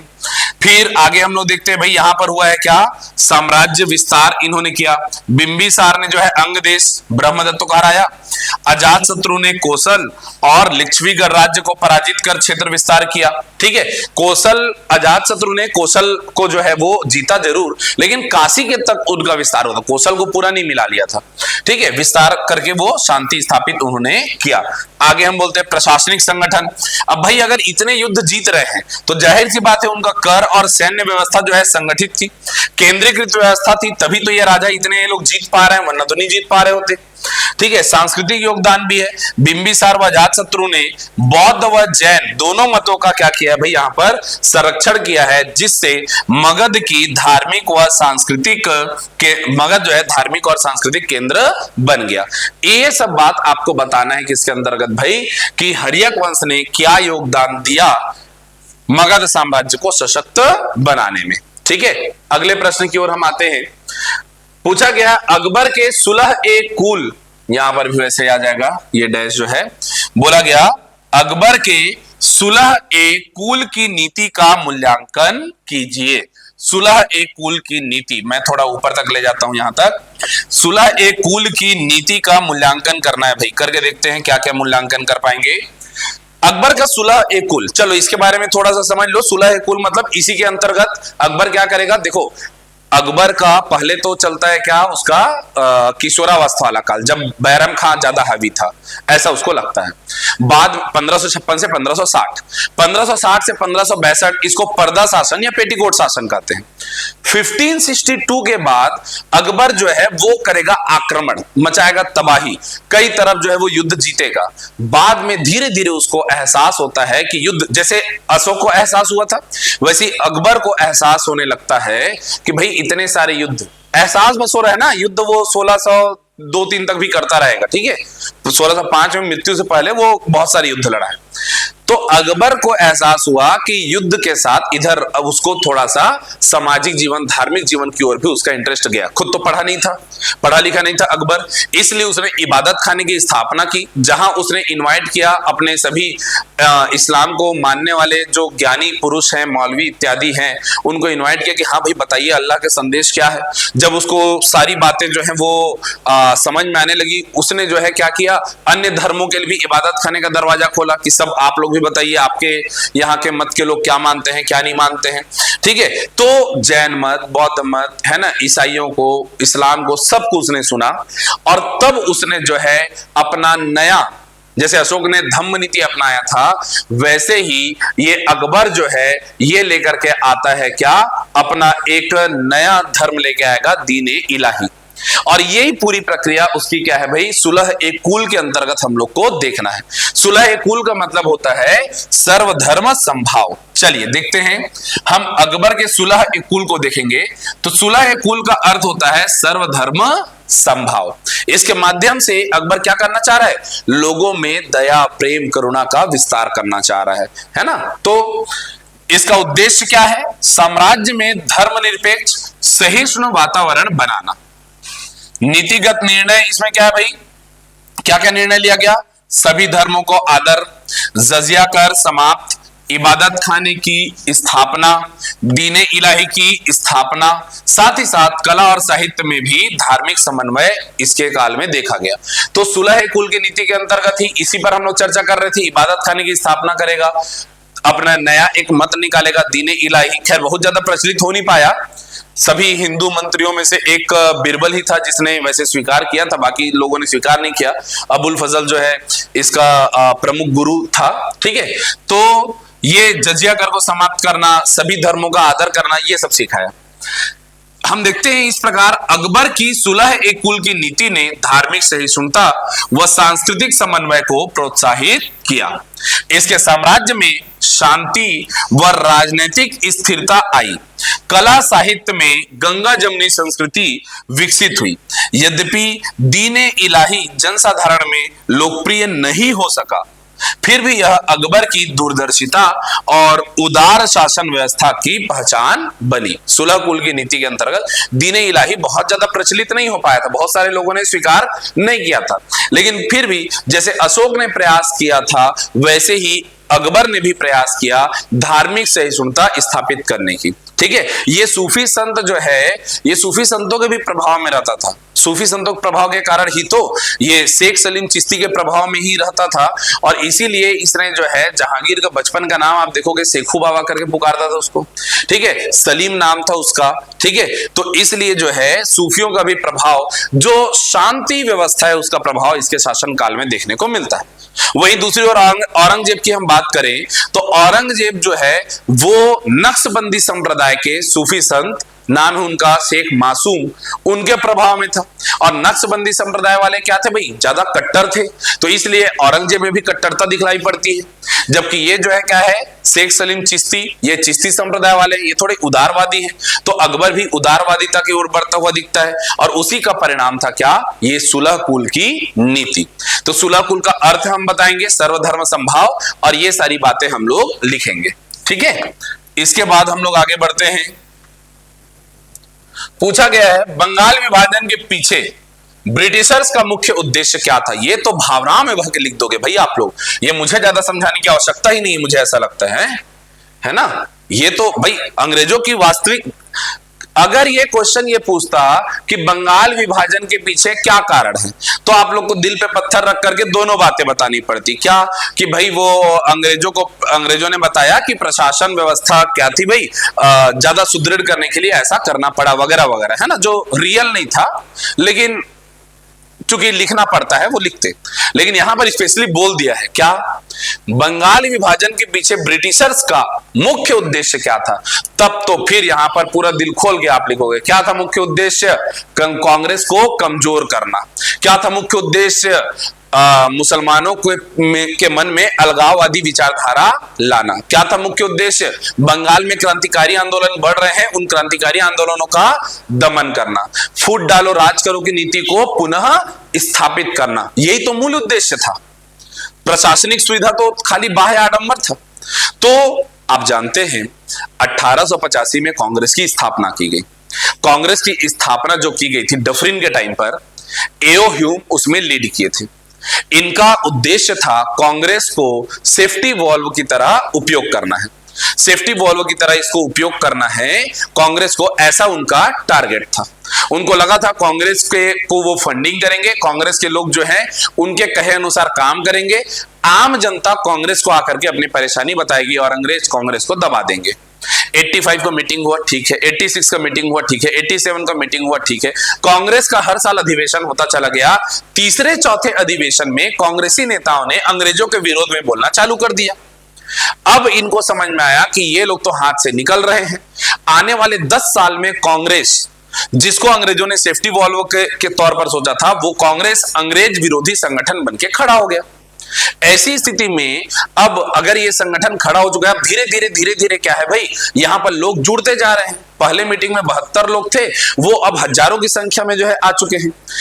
ऐसे संगठन अंग्रेजों के पकड़ को भारत में मजबूत नहीं होने देता।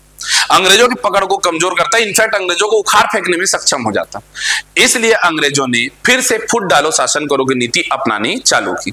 चूंकि बंगाल में ही शिक्षित लोग ज्यादा हैं, चूंकि बंगाल में ही क्रांतिकारी घटनाएं ज्यादा हो रही हैं, चूंकि बंगाल में ही कांग्रेस का प्रभाव भी ज्यादा देखने को मिल रहा है, इसलिए क्यों ना बंगाल में हम विभाजन ला करके हिंदुओं को अलग, मुसलमानों को अलग कर दें, और साथ ही साथ मुसलमानों को बता दे कि कांग्रेस में मुसलमानों की जगह नहीं है, मुसलमानों को अपने लिए अलग संगठन बना लेना चाहिए।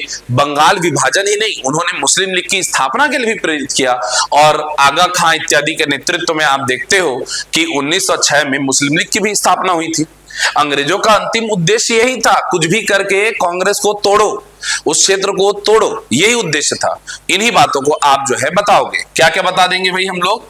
1905 में वायसराय लॉर्ड कर्जन, अब देखो ये मेंस का आंसर है तो लॉर्ड लिखना पड़ेगा, है ना, द्वारा प्रांतीय प्रशासन में सुविधा का बहाना बनाकर बंगाल विभाजन किया गया। इसके पीछे मुख्य उद्देश्य ये थे, क्या क्या थे, तो हम बता देंगे। राष्ट्रीय आंदोलन को दबाना, हिंदू मुस्लिम विभाजन, कांग्रेस को कमजोर करना, और ब्रिटिश सत्ता की क्या भाई, ब्रिटिश सत्ता को मजबूत करना। कैसे, फुट डालो और राज करो की नीति अपनाकर मुस्लिम लीग की स्थापना करवाकर ब्रिटिश सत्ता को मजबूत करना। इसी बात को यहां पर जो है क्या है, एक्सप्लेन किया गया है। आप इत्मीनान से इसको पढ़ सकते हैं, लिख सकते हैं। अगले प्रश्न की ओर जाते हैं हम। 1916 के लखनऊ समझौता पर संक्षिप्त टिप्पणी लिखे। वही बंगाल विभाजन का अगला चरण हुआ ये। क्यों? बंगाल विभाजन के बाद 1906 में मुस्लिम लीग की स्थापना हो गई। अब मुसलमान जो है अपने लिए एक नया दल गठित करके उस पर काम करना चालू कर रहे हैं, और मुस्लिम लीग के मांगों को अंग्रेजों ने ही सिखाया ना कि आपकी मांग क्या क्या होनी चाहिए।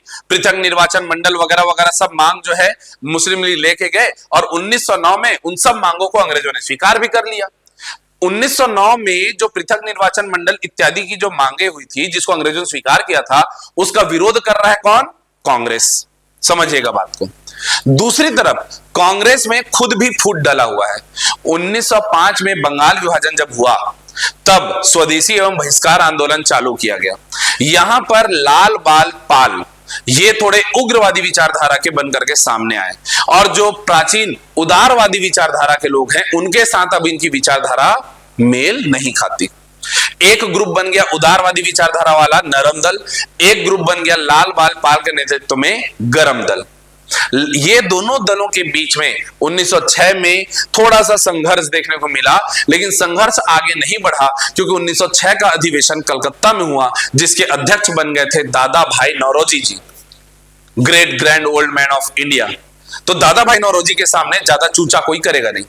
लेकिन 1907 में जो अधिवेशन नागपुर में होना चाहिए था, वो करवा दिया गया सूरत में, क्योंकि नागपुर में उग्रवादियों का पकड़ ज्यादा है। वहां से उठा के सूरत ले गए, वहां पर नरम दल का पकड़ ज्यादा है, नरम दल का पकड़ वहां पर जाता है। वहां पर अध्यक्ष बनाया गया रास बिहारी घोष जी को, और रास बिहारी घोष जी जब अध्यक्ष बने, वहीं पर जो है उस मंच पे जो है थोड़ी सी कहा सुनी हो गई, विवाद बढ़ गया, अंततः कांग्रेस गरम दल नरम दल में फूट गया। आगे चल के बाल गंगाधर तिलक जी गिरफ्तार भी हुए, इत्यादि सारी घटनाएं घटित हुई। अब इन सब घटनाओं के बाद 1916 में क्या होता है? 1916 में एनी बेसेंट जी के प्रयास से नरम दल गरम दल एकीकृत हुए, और साथ में पूरा कांग्रेस मुस्लिम लीग के साथ समझौता करता है। कांग्रेस का लखनऊ समझौता, अगर अब यहां पर बोले तो लखनऊ समझौता क्या है, इस बात को समझना। कांग्रेस और मुस्लिम लीग के बीच जो समझौता हुआ, जिस समझौते के तहत 1916 में लखनऊ में दोनों का संयुक्त अधिवेशन हुआ, इसे ही कहा गया लखनऊ समझौता। इस समझौते में, लखनऊ समझौते में कांग्रेस ने कुछ चीजों को स्वीकार किया, कुछ चीजों को मुस्लिम लीग ने स्वीकार किया। जैसे कांग्रेस ने स्वीकार किया कि हां, पृथक निर्वाचन मंडल जो है वो मुसलमानों को दिया जाना चाहिए, यह बात स्वीकार कर लिया गया। वास्तव में आपको बताऊं तो यह भी एक कारण बना आगे चल के पाकिस्तान के बनने का। लखनऊ समझौता में यह बात स्वीकार कर लिया जाना, पृथक निर्वाचन मंडल स्वीकार कर लिया जाना। खैर ठीक है, भविष्य थोड़ी ना पता था कि इतनी बड़ी कांड हो जाएगी। तो हम लोग देखते हैं यहां पर क्या क्या है भाई हमारे पास में, किन किन फैक्ट पर हम लोग चर्चा करेंगे थोड़ा सा। हाँ देखिए, 1916 का लखनऊ समझौता, जिसको हम लोग लीग कांग्रेस समझौता भी कहते हैं, इसका कारण क्या था? प्रथम विश्व युद्ध के दौरान राजनीतिक सुधारों की मांग तेज हुई। अंग्रेज प्रथम विश्व युद्ध में लिप्त हैं, तो यहां हिंदू मुसलमान एक होकर के राजनीतिक सुधारों की मांग कर रहे हैं, जिसे एकीकृत राष्ट्रीय आंदोलन से प्राप्त किया जा सकता है।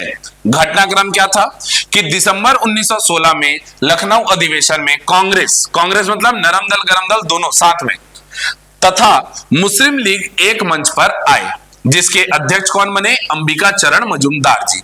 कौन बने अध्यक्ष? अंबिका चरण मजूमदार जी। क्या क्या निर्णय लिया गया? पहला, विधान परिषद में भारतीयों की संख्या बढ़ाई जानी चाहिए। मुस्लिम लीग के पृथक निर्वाचन क्षेत्र को स्वीकृति दे दिया गया। स्वशासन का संयुक्त मांग यहां पर रखा गया। और इसका प्रभाव क्या पड़ा? प्रभाव था कि बाल गंगाधर तिलक जी, एनी बेसेंट और मोहम्मद अली जिन्ना, इन सब के प्रयास से जो है भारत में एक औपचारिक एकता बढ़ी। औपचारिक एकता बढ़ी हम लोग कह रहे हैं, ठीक है बात? यहां पर औपचारिक एकता बढ़ी, जिससे हम बोलते हैं क्या? राष्ट्रवादी आंदोलन को बल मिला और ब्रिटिश सरकार पर संवैधानिक सुधारों के लिए दबाव बढ़ा था, ठीक है, जो कि आगे चल के भारत शासन अधिनियम 1919 में देखने को मिला। तो दोनों के एकीकृत हो जाने से, अंग्रेज एक तो प्रथम विश्व युद्ध में उधर ही शामिल थे, दोनों के एकीकृत हो जाने से भारत में जो है हमको देखने मिलता है कि यहां पर संवैधानिक सुधारों की मांग तेज हुई। स्वतंत्रता की संग्राम, स्वतंत्रता के लिए जो आंदोलन है वो तेज हुआ। जो फूट डालने की नीति अंग्रेजों की चल रही थी वो अब जो है कमजोर होती दिखलाई पड़ रही है। ये सारी बातें हम लोग यहां पर जो है लिख सकते हैं, ठीक है बात? तो बिंदुवार जो है ये सारी बात आप बताएंगे। पहले बताएंगे 1916 लखनऊ समझौता, इसी को लीग कांग्रेस समझौता कहते हैं।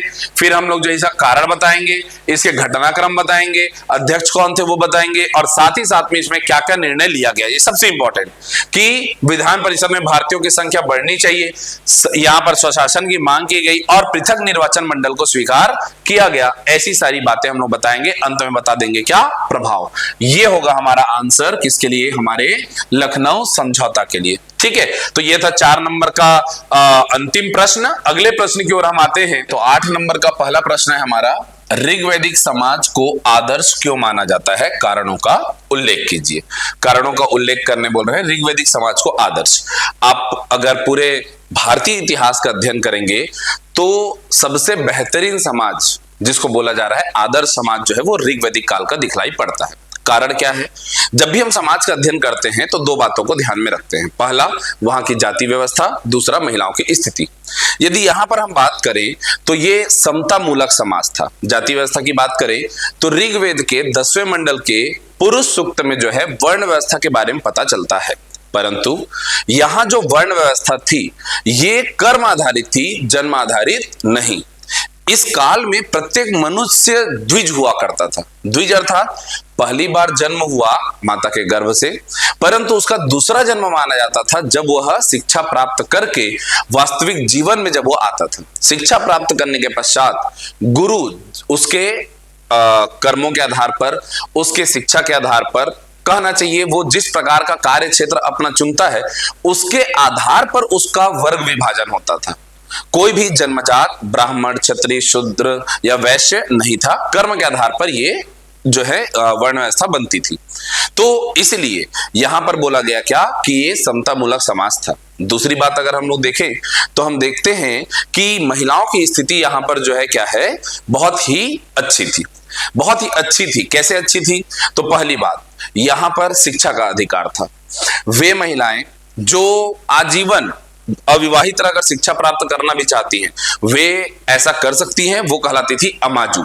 शिक्षा का अधिकार प्राप्त था। यह हमको इसलिए भी देखने को मिलता है कि ऋग्वेद के कुछ ऋचाओं की रचना कुछ हमारे विदुषियों ने की है, जैसे अपाला, घोषा, लोपमुद्रा, विश्ववारा, ऐसे सब जो है क्या है यहाँ पर विदुषियों के नाम देखने को मिलते हैं जिन्होंने ऋग्वेद की ऋचाओं की रचना की है। यहां पर स्वयंवर का अधिकार था, मतलब स्त्रियों को अधिकार था कि वो अपने लिए जीवन साथी चुने। साथ ही साथ यहां नियोग प्रथा तक का वर्णन देखने को मिलता है। तो इसलिए हम देखते हैं ऋग्वैदिक समाज में जो जाति प्रथा या वर्ण व्यवस्था है वो कर्म आधारित है, समतामूलक समाज। दूसरी बात, महिलाओं की स्थिति भी सबसे सर्वोत्तम यहां पर थी। एक तो आदर्श होने के ये कारण हुए, दूसरा अन्य भी हम लोग कारण अगर देखें तो यहाँ के जो सामाजिक लोग थे कबीलाई जीवन जीते थे, बहुत ही सरल सादा जीवन जीने वाले लोग थे। यहाँ ऋतस्य गोप नाम के देवता थे, अर्थात उच्च नैतिक मूल्यों को निर्धारित करते थे। उच्च नैतिक मूल्यों में मतलब कि सत्य, प्रेम, दया, करुणा, इन पर आधारित ये इन उचित नैतिक मूल्य जो है इन पर आधारित यहाँ का समाज था। यदि हम यहाँ के धर्म के बारे में भी देखें तो धर्म भी यहाँ पर जो है क्या है, भक्ति भाव भौतिकवादी धर्म था। अलग अलग देवी देवता तो थे लेकिन उनमें से किसी को भी सर्वोच्च स्थान प्राप्त नहीं था। देवता भी जो है सबके अलग अलग जो है एक प्रकार से विभाग बने हुए थे कहना चाहिए। ऋग्वेद में इंद्र का 250 बार वर्णन है, अग्नि का 200 बार वर्णन है, वरुण का 30 बार वर्णन है। तो यहां पर देखने मिलता है अलग अलग देवता हैं लेकिन ये जो है पूर्ण रूप से भौतिकवादी सरल सादा यहाँ का धार्मिक जीवन भी था।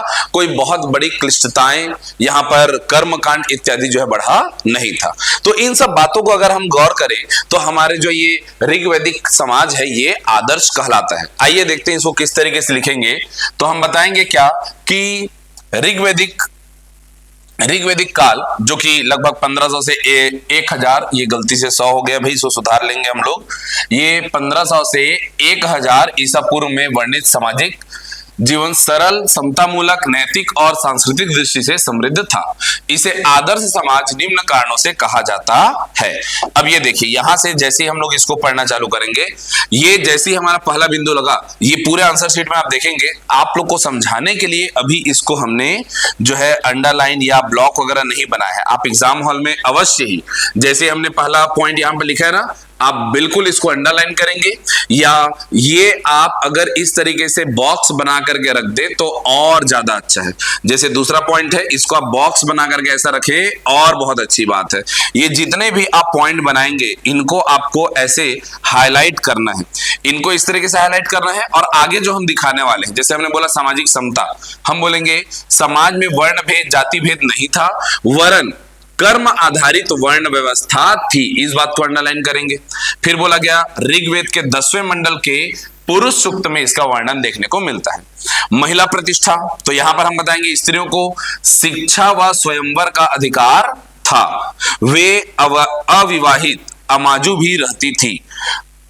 घोषा, लोपमुद्रा, अपाला, विश्ववारा जैसी विदुषियों ने ऋचाएं भी लिखी हैं। नियोग प्रथा का भी वर्णन है। इस तरीके से आप कुछ बातों को अंडरलाइन करेंगे जरूर। लोकतांत्रिक व्यवस्था में हम देखते हैं, हाँ बिल्कुल, सभा, समिति और विदत जो संस्थाएं थी उसमें भी महिलाएं भी भाग लेती थी। ठीक है, तो इसमें महिलाएं भी शामिल होती थी। अगला पॉइंट हम लोग देखेंगे तो यहां देखने मिलता है हमें लोकतांत्रिक व्यवस्था के बाद धार्मिक सहिष्णुता। तो धार्मिक सहिष्णुता में हम लोग क्या देखेंगे भाई कि इंद्र, अग्नि, वरुण आदि सभी देवों की उपासना है परंतु किसी एक का वर्चस्व नहीं है। भक्तिवादी और भौतिकवादी सरल पूजन विधि यहां देखने को मिलती है। नैतिक मूल्य आधारित जीवन यहां पर बताया गया। कैसे नैतिक मूल्य आधारित? रीत, जो हमने बोला क्या, सत्य और नियम के जो देवता है ऋतस्य गोप, वरुण को ही कहा गया है, वो सर्वोच्च आदर्श दानशीलता, कर्तव्य पालन पर यहां पर बल दिया गया है ना। वरुण को ही बोला गया है क्या, ऋतस्य गोप बोला गया है। सरल जीवन ये लोग जीते थे। कैसा सरल जीवन? तो ये प्रकृति के समीप कृषि व पशुपालन आधारित ग्रामीण जीवन जीते थे। कबीलाई जीवन यहाँ पर ये करते थे। और इन सब कारणों से हम कह सकते हैं कि ऋग्वैदिक समाज जो है वो क्या है भाई, वो एक भारतीय इतिहास में पूरा कहना चाहिए आदर्श समाज था। ये जो है हम लोग बताएंगे। ठीक है, अगले प्रश्न पर आते हैं। 8 नंबर के हम लोग यहां पर क्या बताएंगे कि बोला गया भारत में सूफीवाद के लोकप्रियता के कारणों का परीक्षण कीजिए। सूफीवाद क्या है? सूफीवाद वास्तव में इस्लाम की ही एक रहस्यवादी शाखा है।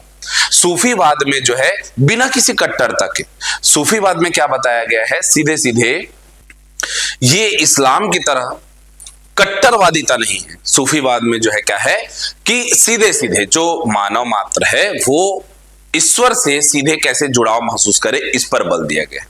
सूफीवाद के बारे में पूरा डिटेल जो है यहाँ पर नहीं पूछा है, यहाँ पूछ रहा है कि उसके लोकप्रियता के कारण क्या थे। लोकप्रियता के कारणों पर अगर हम लोग चर्चा करें, सूफीवाद का लेक्चर आप लोग को जरूर देख लेना चाहिए एक बार, क्योंकि उसमें हम लोग जो है ना बहुत सारी शाखाएं, हमारे जो कट्टरवादी शाखा जैसे नक्शबंदी, या भारत में सबसे ज्यादा रहा क्या यहाँ पर चिश्ती सिलसिला, सुहरावर्दी, इन सब का डिटेल जो है सूफीवाद वाला लेक्चर देखिएगा, आपको पता चलेगा। फिलहाल लोकप्रिय क्यों हुआ, हम उस पर सीधे आते हैं।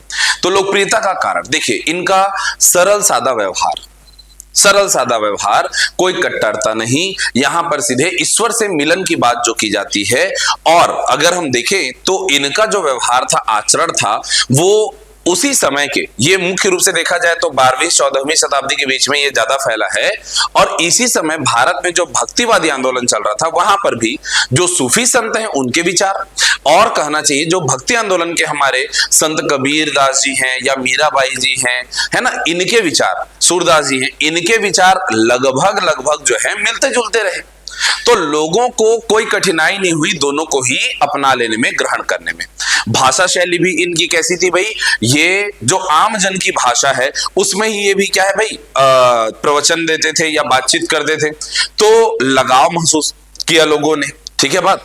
तो ये एक बात हम लोग देखते हैं। सीधे सीधे अगर हम लोग देखें तो इनकी भूमिका एक प्रकार से जैसे भक्ति आंदोलन में समाज सुधारक की भूमिका रही है, वैसे ही इस्लाम के अंतर्गत सूफीवाद की भूमिका भी समाज सुधारक की रही है।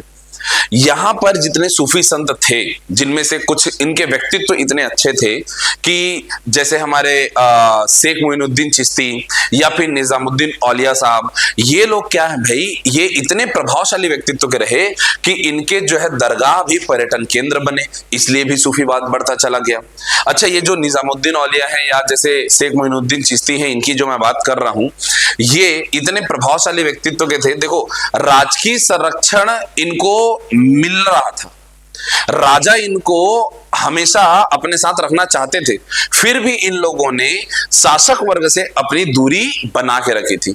और चूंकि ये शासक वर्ग से दूर थे, इसलिए जनता के करीब पहुंच पाए थे। तो ऐसे सारे कारणों को हम यहां पर चर्चा करेंगे, और वही है क्या, सूफीवाद के लोकप्रियता के कारण। क्या क्या बताएंगे भाई हम लोग सूफीवाद के लोकप्रियता के कारण में? हम बताएंगे यहां पर, देखिए, सूफीवाद इस्लाम की रहस्यवादी शाखा है। क्या बताया हमने? रहस्यवादी शाखा है, जिसने 12वीं शताब्दी में भारत में लोकप्रियता प्राप्त की। इसके कारण क्या थे? सरल भक्ति मार्ग, ईश्वर प्राप्ति है तो इन्होंने किसका प्रयोग किया भाई? प्रेम, भक्ति और सेवा, सादगी का संदेश इन्होंने दिया। दूसरी बात, स्थानीय भाषा और संस्कृति का प्रयोग, फारसी के साथ साथ स्थानीय भाषा बोली। इसीलिए तो इस काल में हम लोग देखते हैं, हिंदी साहित्य में पढ़ोगे तो वहां पर आपको अपभ्रंश देखने मिलेगा। ये सब स्थानीय भाषा का प्रयोग ये लोग किए और आम जनता की इन्होंने ये है अपनी पहुंच बढ़ाई थी। भक्ति आंदोलन से समानता, सूफी संत जितने भी थे, जैसे चिश्ती के या सुहरावर्दी के, इनके विचार जो है वो संत कबीर, मीराबाई, गुरु नानक जी, इनसे जो है मिलते जुलते रहे। यदि हम देखते हैं कि ये किस तरीके की भूमिका, तो समाज सुधारक की भूमिका ये अपना रहे। धर्मांधता, कट्टरता का इन्होंने विरोध किया और भाईचारा, मानवता और समानता, सहिष्णुता का इन्होंने संदेश दिया भाई। तो ये बात हम बताएंगे। इसके अलावा हम बोलेंगे सत्ता से दूरी। हाँ बिल्कुल, ये एक बड़ा कारण बना। क्या? सत्ता से दूरी। ये रहा सत्ता से दूरी। मैंने आपको उदाहरण भी बताया था, जैसे निजामुद्दीन औलिया की बात आपको याद आनी चाहिए। उसने जो है कहा था क्या, दिल्ली दुरस्त, दिल्ली दुरस्त वाली बात आप लोग सुने होंगे गैसुद्दीन तुगलक के लिए, ठीक है बात। तो राजकीय संरक्षण प्राप्त हुए, परंतु सूफी संतों की सत्ता से दूरी रखकर जनहित की सेवा की। इससे उनकी स्वतंत्र छवि बनी व जनता का विश्वास प्राप्त हुआ। करिश्माई संतों का प्रभाव, जैसे हमारे ख्वाजा मोइनुद्दीन चिश्ती हैं अजमेर में, उनके निजामुद्दीन औलिया दिल्ली, ये बिल्कुल हाईलाइट कर लेंगे आप लोग। क्या अजमेर में या दिल्ली में निजामुद्दीन औलिया जैसे संत हैं, इनके त्याग और करुणा में जीवन से प्रभावित होकर के ये जो इनके दरगाह है वो क्या बन गए भाई? तीर्थ बन गए।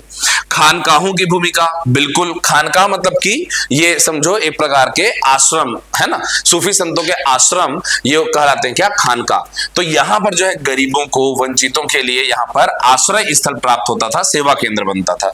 इसलिए हम लोग निष्कर्षतः ऐसा कह सकते हैं कि सूफीवाद अपने मानवता, प्रेम, समानता और सरल भक्ति मार्ग के कारण भारत में लोकप्रिय हुआ था।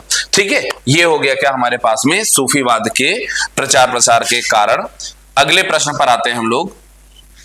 शुंगकालीन भारतीय संस्कृति की विवेचना करें। देखो ये प्रश्न थोड़ा सा अनएक्सपेक्टेड टाइप का था वैसे, क्योंकि साधारणतः जो बड़े प्रश्न है ना, 8 नंबर के जो प्रश्न है या 15 नंबर के जो प्रश्न है, उम्मीद की जाती है कि वो मौर्य काल से, गुप्त साम्राज्य से या महाजनपद काल से, इनसे रहे। ये जो ट्रांजिशन मूवमेंट वाले रहे है ना, ये जो मौर्योत्तर काल है, गुप्तोत्तर काल है, यहां से 8 नंबर के लायक प्रश्न नहीं बने हैं।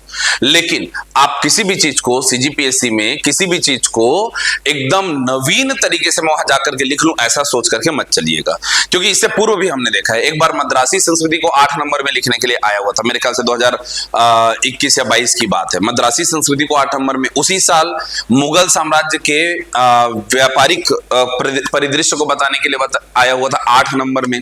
तो ऐसे क्वेश्चन सीजीपीएससी में रह जाते हैं।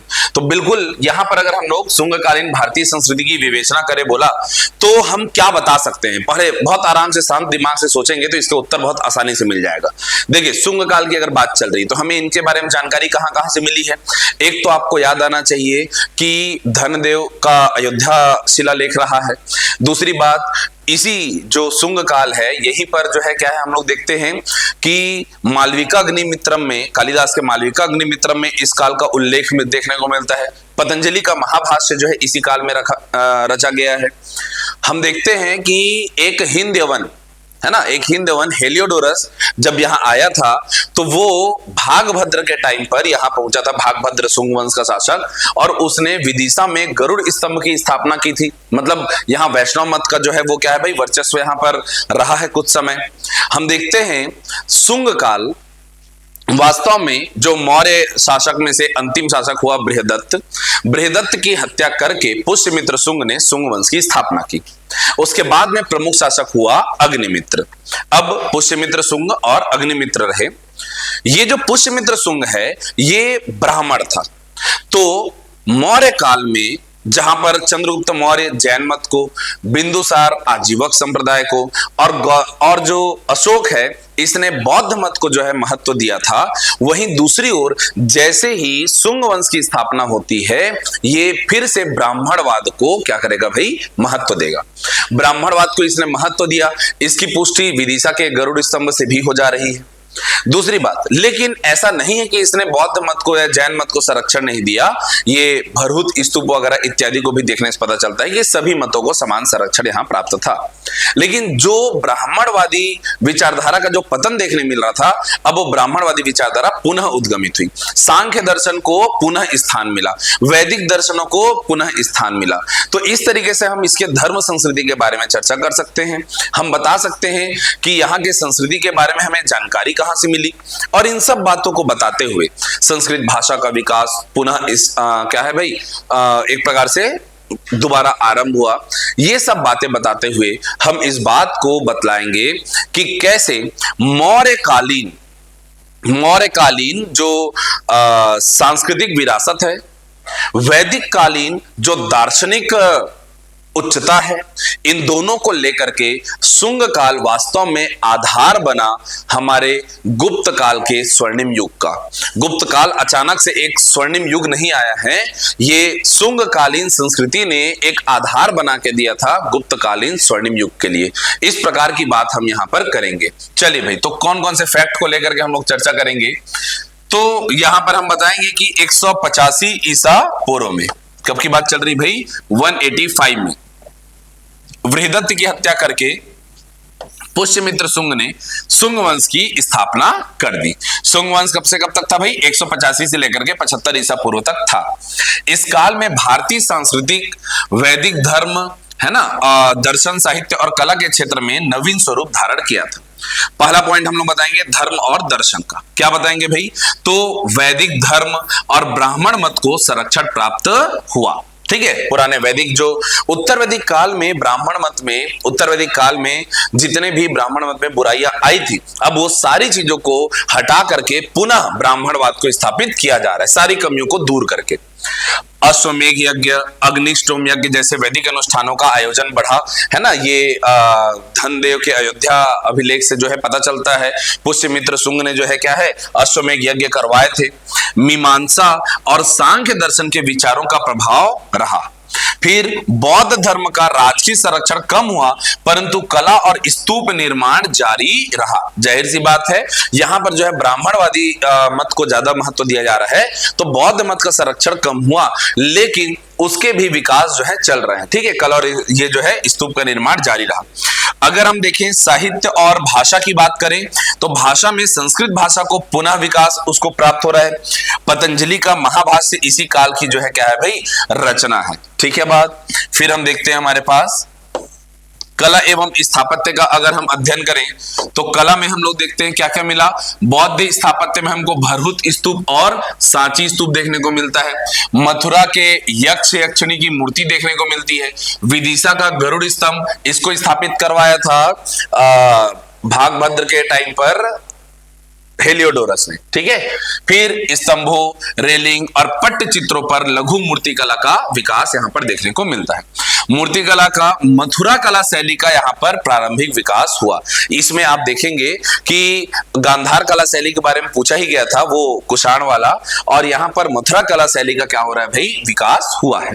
सामाजिक स्थिति की अगर हम बात करें, तो वर्ण व्यवस्था पुनः सुदृढ़ हुई। देखो, ब्राह्मणवाद अगर बढ़ रहा है तो जाहिर सी बात है वर्ण व्यवस्था तो सुदृढ़ होगी ही होगी। ठीक है, और उसमें भी ब्राह्मणों की प्रधानता बढ़ी। उत्तर वैदिक काल की तुलना में स्त्रियों की प्रतिष्ठा व भागीदारी बढ़ी। उत्तर वैदिक काल में मैंने आपको बताया कि ऋग्वैदिक कालीन समाज बहुत बेहतरीन था। एक प्रश्न भी आया था इसको लेकर के। उत्तर वैदिक काल में वर्ण व्यवस्था और स्त्रियों की दशा दोनों में पतन देखने को मिलता है।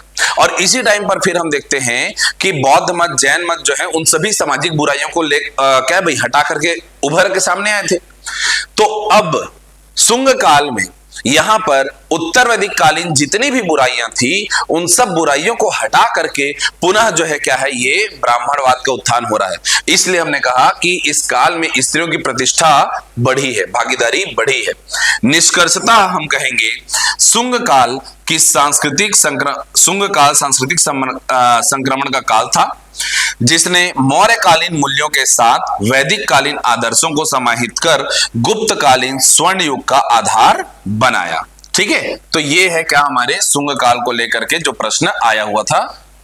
अगला प्रश्न है हमारा, समुद्रगुप्त के विजयों का वर्णन करें, उसे भारतीय नेपोलियन क्यों कहा जाता है। अब देखिए 15 अंक का ये प्रश्न है समुद्रगुप्त को लेकर के। ध्यान रखिएगा, ये देखो ये एक भारतीय इतिहास में प्रथा चली आ रही है, तो कंपेयर करते हैं, वास्तव में कंपेयर करना चाहिए नहीं, लेकिन अब पूछा है ऐसा तो हम तो अब पॉजिटिव वे में आंसर करेंगे। समुद्रगुप्त के बारे में जानकारी जो है कई शिलालेखों से मिलती है, खास करके प्रयाग प्रशस्ति के चौथे पंक्ति में जो बताया गया है कि इसे जो है राजा चुना गया, और 7वें पंक्ति में जो है बताया गया इसके विजय अभियानों के बारे में, है ना, ये हरिशेर द्वारा रचित उसका प्रयाग प्रशस्ति। इसके अलावा उसके सिक्कों से इसके बारे में पता चलता है, इसके गरुड़ सिक्के, है ना, वराह सिक्के, इसके व्याघ्रहनन सिक्के, ठीक है, वीणा वादन सिक्के, कई प्रकार के इसके सिक्के, परशु सिक्का है, धनुर्धारी सिक्का है, कई प्रकार के सिक्के हैं, उससे इसके बारे में जानकारी मिलती है। जानकारी क्या मिलती है? तो ये जो समुद्रगुप्त है, वैसे तो सभी क्षेत्रों में ये बताया जाता है कि ये शासक अगर है तो राजा इंद्र के समान ये बैठा हुआ दिखाई देता है। यदि ये प्रजा हित के लिए कार्य कर रहा है तो दानवीर जो है स्वयं कुबेर की भांति दिखलाई पड़ता है। यदि ये तलवार उठा करके युद्ध कर रहा है तो स्वयं यमराज बना हुआ है। यदि ये जो है क्या है भाई, वीणा वादन सिक्के भी इसके प्राप्त हुए हैं। मतलब इसका ये कुल मिलाकर के सभी क्षेत्रों में ये बहुमुखी प्रतिभा का धनी है, कूटनीतिज्ञ है, बेहतरीन योद्धा है। लेकिन फिलहाल हमारा प्रश्न जो है वो है कि समुद्रगुप्त के विजयों का वर्णन करे बोल रहा है, तो इसके विजय अभियान के बारे में हम लोग यहां पर चर्चा करेंगे। समुद्रगुप्त के विजयों का वर्णन करे, और उसको बोला है कि इसको नेपोलियन क्यों कहा जाता है। तो हम बताएंगे कि इसके अभिलेखों से, प्रयाग प्रशस्ति अभिलेख से, इसके सिक्कों से इसके विजय अभियान की जानकारी मिलती है। इसने कौन कौन से विजय अभियान, तो इसने विजय अभियान जो चलाए ना, वहां पर कुछ नीतियां ये अपनाता था। कैसी नीति? जैसे दक्षिण भारत में ग्रहण मोक्ष अनुग्रह की नीति, जैसे उत्तर भारत में, उत्तर पश्चिम क्षेत्र में ये जो है राज्य प्रसभोद्धरण की नीति अपनाया। अपने पड़ोसी राज्यों में इसने सर्वकर दानाज्ञाकरण की नीति अपनाई। आठविक राज्यों के प्रति, आठविक जनजातियों के प्रति परिचारिकाकृत नीति अपनाई, और कुछ राज्यों के साथ मित्रवत संबंध भी बनाए, कन्योपायन विधि बनाई। मतलब इसने दक्षिण भारत के जो राज्य हैं वहां पर आक्रमण किया, वहां के 12 राजाओं को पराजित किया, और 12 राजाओं को पराजित करके उन्हें उनका राज्य वापस कर दिया, केवल अपना करद राज्य बनाया। इसको बोले ग्रहण मोक्ष अनुग्रह की नीति। दूसरा, ये उत्तर भारत में, उत्तर पश्चिम क्षेत्र में 3 शासकों को पहले पराजित करता है। बाद में जो है क्या किया, उन 3 शासकों ने और भी अपने मित्र राज्य बुला लिए, और टोटल 12 राज्य जो है क्या, सॉरी 9 राज्य जो है क्या है, आक्रमण करेंगे समुद्रगुप्त के ऊपर। 9 राज्यों के साथ समुद्रगुप्त का युद्ध हुआ, उसमें भी समुद्रगुप्त जीत गया, और उसने वहां पर जो है राज्य प्रसभोद्धरण की नीति अपनाई, सभी राज्यों को स्वयं में मिला लिया। अपने आसपास के राज्यों के साथ इसने सर्वकर दानाज्ञाकरण की नीति अपनाई, अर्थात वहां से टैक्स कलेक्ट ये करता था। इसने आठवीं गढ़ राज्यों के प्रति, आठवीं राज्य यदि आपने पढ़ा है अच्छे से तो आपको याद आएगा, अशोक भी आठवीं राज्यों से जो है परेशान था। उसने कहा भी था कि आप लोग मेरे सैनिकों की बातें माने, अन्यथा आपका भी वही हश्र होगा जो कलिंग का हुआ था। ये अशोक का स्टेटमेंट रहा। तो वैसे ही आठवीं राज्यों के साथ इसने भी जो है युद्ध किया, और उनको अपने यहाँ क्या है भाई कार्य में लगा दिया, उनको अपने यहाँ का नौकर ही बना दिया, परिचारिका कृत नीति अपनाई, और कुछ राज्यों के साथ वैवाहिक संबंध बनाए, कन्योपायन की नीति अपनाई। इन्हीं सब विजय अभियानों का वर्णन करना है अलग अलग तरीके से। बाद में हम क्या करेंगे, नेपोलियन के साथ जो है समुद्रगुप्त की तुलना करेंगे कि दोनों ही जो है बहुत तेज तर्रार जो है आक्रमण करते थे, सामने वाला समझ ना पाए उससे पहले ये आक्रमण करके उस क्षेत्र को जीत चुके होते थे। दोनों ही कुशल योद्धा थे, कूटनीतिज्ञ थे। इन सब जैसे वो पूरे क्या है भाई जो विजय अभियान लेकर के चला था, समुद्रगुप्त भी जो है पूरे भारत में विजय अभियान लेकर चला था। दक्षिण भारत में ये जो है क्या है भाई पूरे 12 राज्यों को पराजित किया, बाद में 9 राज्यों को पराजित किया। तो इसके विजय अभियानों को देखते हुए इनकी तुलना की जाती है, ऐसा हम बताएंगे। ठीक है, आइए देखते हैं किस तरीके से इसको हम लोग लिख सकते हैं।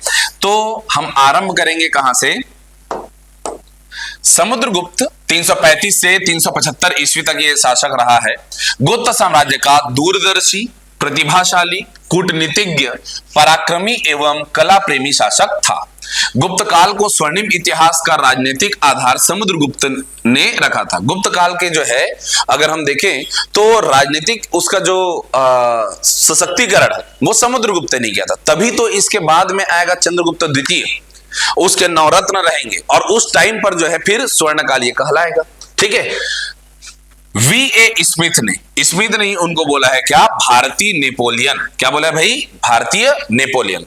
यहां पर देखिए हमको पता चलता है इसके विजय का वर्णन कहां कहां है, हरिशेन कृत प्रयाग प्रशस्ति में है। अब चाहो तो यहाँ 7वें पंक्ति में लिख सकते हो। दूसरा गरुण सिक्के, धनुर्धारी सिक्के, परशु सिक्के, व्याघ्रहनन सिक्के, अश्वमेघ सिक्के, इनका आप यहाँ पर किनारे में वर्णन इस तरीके से करेंगे।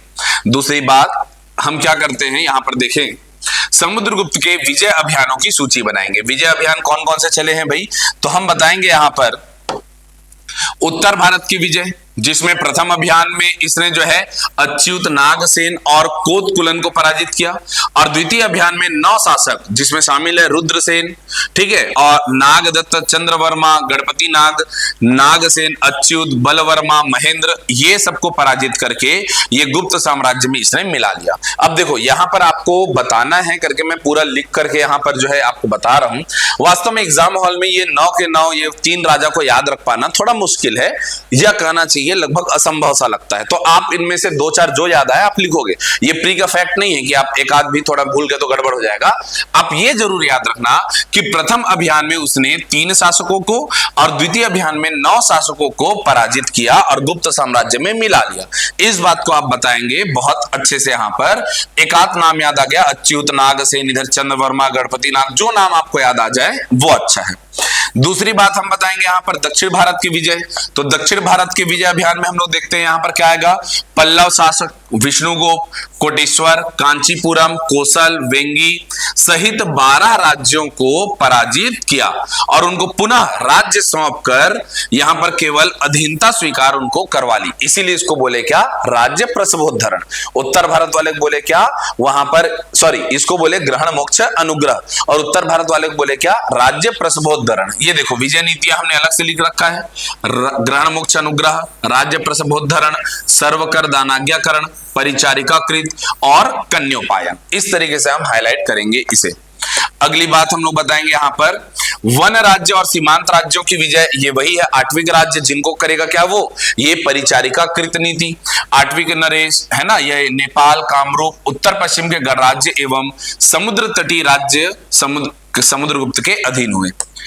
इस प्रकार हम बताएंगे कि इतिहासकार वीए स्मिथ ने उन्हें भारतीय नेपोलियन कहा। क्योंकि पहला पॉइंट, नेपोलियन की तरह इन्होंने व्यापक सैन्य अभियान किए। दूसरा, तीव्र गति, विजय नीति, रणनीति और शौर्य में भी समानता है दोनों के। तीसरा, समुद्रगुप्त के विजय अभियान गुप्त साम्राज्य को अखिल भारतीय स्वरूप दिया था। नेपोलियन ने संपूर्ण यूरोप में विजय अभियान चलाए, ठीक इसी प्रकार समुद्रगुप्त ने उत्तर से दक्षिण संपूर्ण भारत में विजय यात्रा की थी। ये बात हम लोग बताएंगे। अंततः हम लोग लिख देंगे समुद्रगुप्त केवल विजेता नहीं वरन उदार शासक भी थे। उनके पराक्रम और नीति ने गुप्त साम्राज्य को भारत का स्वर्ण युग दिया। इसी कारण वे भारतीय नेपोलियन के नाम से प्रसिद्ध हुए थे। ये जो है क्या हमारे पास में आंसर, ठीक है। चलो भाई, अगला प्रश्न है इसी के ऑप्शन में जो था, वैसे अधिकांश लोग शायद यही लिखे होंगे। अगला प्रश्न उससे भी मजेदार है वास्तव में। क्या भारत के विभाजन अपरिहार्य था? विस्तृत विश्लेषण कीजिए। विश्लेषण करने के लिए बोला गया है। देखिए, सीजीपीएससी में इस तरीके के प्रश्न पूछे जाना बहुत आवश्यक है। वैसे इस तरीके के प्रश्न जो है पहले भी यूपीएससी वगैरह में पूछे जाते रहे हैं। सीजीपीएससी में डायरेक्ट क्वेश्चन ज्यादा रहा है। इस तरीके का विश्लेषण करना आवश्यक है। ये बढ़िया प्रश्न है और इस पर आप लोग अगर ज्यादा प्रकाश डालें, अपने पढ़ाई को इस तरीके से वैचारिक प्रश्नों की ओर लेकर के जाएं तो ज्यादा उचित होगा। अब देखिए, यहां पर बोला गया क्या भारत का विभाजन अपरिहार्य था? क्या विभाजन को टाला जा सकता था? तो भारत के विभाजन को लेकर के हमारी जो पूरी मानसिकता है वो कहीं ना कहीं एक जगह जाकर के अटक जाती थी कि हाँ भाई, कुछ तो चुनाव वगैरह में लेकर के बातचीत हुआ, गांधी जी की ये गलती थी, नेहरू जी की ये गलती थी, जिन्ना ऐसा चाहता था। कोई एक पक्ष को लेकर के किसी को ताना कसना या किसी एक का पक्ष ले लेना इसका उचित उत्तर नहीं होगा। इसके लिए पूरे उस परिदृश्य को समझना बहुत जरूरी है। बहुत ध्यान से सुनिएगा और समझिएगा इस बात को। ये मॉडर्न हिस्ट्री पढ़ते हुए हम इस पर विस्तृत चर्चा करते हैं। मैं कम समय में समझाने की कोशिश कर रहा हूं क्योंकि ऑलरेडी पहले से अगर हम लोग देखें तो काफी ये 75 नंबर के लिए जो प्रश्न पूछा गया है ना, 75 नंबर का प्रश्न पत्र अधिक विस्तृत हम लोग चर्चा कर चुके हैं। तो ध्यान से सुनिएगा, लास्ट प्रश्न है ये, हमारा आखिरी प्रश्न है, बहुत ध्यान से समझिएगा। क्या बोला जा रहा है कि भारत का विभाजन, अब भारत का विभाजन क्या टाला जा सकता था, इस बारे में भी हम लोग थोड़ा सा विचार करें। पहली बात तो भारत का विभाजन, इसका नींव जो है अंग्रेजों के फूट डालो शासन करो की नीति 1905 में जब बंगाल विभाजन हुआ वहीं से इसकी नींव डल गई थी। अंग्रेजों ने 1905 में बंगाल विभाजन किया। 1906 में कांग्रेस के विरोध में मुस्लिम लीग की स्थापना करवाई। 1909 में उनको जो है पृथक निर्वाचन मंडल दिया। यही जो है एकदम पहला एक प्रकार से नींव है, यही नींव धर दिया गया है कि भाई अब जो है मुसलमानों की विचारधारा अलग होनी चालू हो जाए। कांग्रेस विरोधी मंच बन के उभर रहा है। कांग्रेस जो 1909-1919 के अधिनियम के तहत ये चाह रहा था, 1935 में सरकार बनाने दौरान चाह रहा था कि भारत में एक मजबूत केंद्र बने मुस्लिम लीग ने उस मजबूत केंद्र को हिंदू संगठन के रूप में देखा कि एक मजबूत केंद्र नहीं, ये हिंदू संगठन बनाना चाहते हैं और किसी प्रकार मुसलमानों पर अत्याचार करेंगे। 1906 में यदि मुस्लिम लीग का ही गठन नहीं होता तो भारत इस तरीके से दो भागों में टूटता नहीं। वहां से कहानी चालू हुई है। तो एक एक करके हम लोग सारी बातों को समझते हैं। पहली बात, राजनीतिक घटनाक्रम में बंगाल विभाजन, 1906 में मुस्लिम लीग की स्थापना करवाना और उनको जो है रियायतें देना, 1909 में पृथक निर्वाचन मंडल देना, बाद में जो है क्या है भाई, ये सब गतिविधियां जो चली। इसके अलावा कांग्रेस की भी गलतियां थी, जैसे कांग्रेस ने 1916 के लखनऊ अधिवेशन में क्या किया था, पृथक निर्वाचन मंडल को स्वीकार कर लिया था, ये गलती हुई। 1935-37 के दौरान जब आम चुनाव हुए और जो सरकार चली, वो सरकार अगर थोड़ी लंबी चल पाती तो शायद हिंदू मुसलमानों के बीच, मतलब कांग्रेस और मुस्लिम लीग के बीच, ये बात हिंदू और मुसलमानों के बीच हो ही नहीं रहा है। हाँ, पहले तो ये बात भी क्लियर कर लेना बहुत जरूरी है, पाकिस्तान की मांग मुसलमानों ने नहीं की थी, पाकिस्तान की मांग मुस्लिम लीग ने की थी।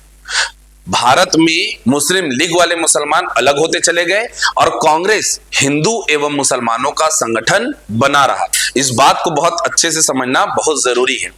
तो देखिए, ये उस समय से जो है धीरे धीरे स्टेप बाय स्टेप जो है अलग अलग चरणबद्ध तरीके से यहाँ पर अविश्वास जो है बढ़ता चला गया। 1930 में जो है पाकिस्तान की मांग जो है वो थोड़ी सी आरंभ होनी चालू हुई थी। रहमत अली चौधरी ने जो अलग राष्ट्र की मांग आरंभ हुई थी, रहमत अली चौधरी ने पाकिस्तान शब्द जो है दिया और 1940 में तो ये तय हो गया कि अब हमें नया राष्ट्र पाकिस्तान के रूप में चाहिए ही चाहिए। इस पर जो है एक और बात, ये तो रही राजनीतिक, धीरे धीरे जो है जैसे पृष्ठभूमि बन रही थी। लेकिन अब दूसरी बात, द्वितीय विश्व युद्ध के दौरान ब्रिटेन के ऊपर अमेरिका हावी हुए जा रहा है। आप देखोगे क्रिप्स मिशन के बारे में जब आप पढ़ते हो तो आप देखोगे वास्तव में अमेरिकी राष्ट्रपति फ्रैंकलिन डी रूजवेल्ट, उसने जो है दबाव डाला था कि भाई चर्चिल, तुम दो तरफ युद्ध मत लड़ो, एक तरफ भारत में विद्रोह दबाने का काम करो, दूसरी तरफ विश्व युद्ध लड़ रहे हो, इधर हमें तुम्हारा पूरा सपोर्ट चाहिए, भारत वाला मैटर कैसे भी करके सुलझाओ।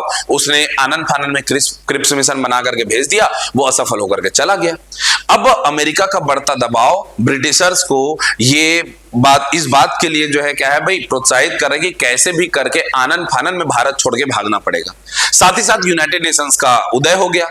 यही दोनों फ्रैंकलिन रूजवेल्ट और विंस्टन चर्चिल 1942 में अटलांटिक चार्टर वाली बात आपको याद आनी चाहिए, यदि पेपर 7 पार्ट 2 भी थोड़ा पढ़ के रखे हो तो वहां से यूनाइटेड नेशंस का काम क्या है, यूनाइटेड नेशंस में एक अलग से हम लोग देखे हैं कि वहां पर एक इसका अंग बना हुआ है, न्यासिता परिषद बनी हुई है और इसका काम है क्या, देशों को स्वतंत्र कराना। उपनिवेशवाद के विरोध में था यूनाइटेड नेशंस।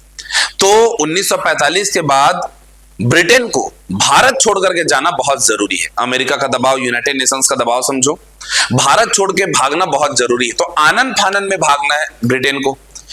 आनन फानन में भागने के कारण ये जो है क्या हुआ कि यहां हिंदू मुस्लिम विवाद बढ़ा हुआ है, अविश्वास बढ़ा हुआ है।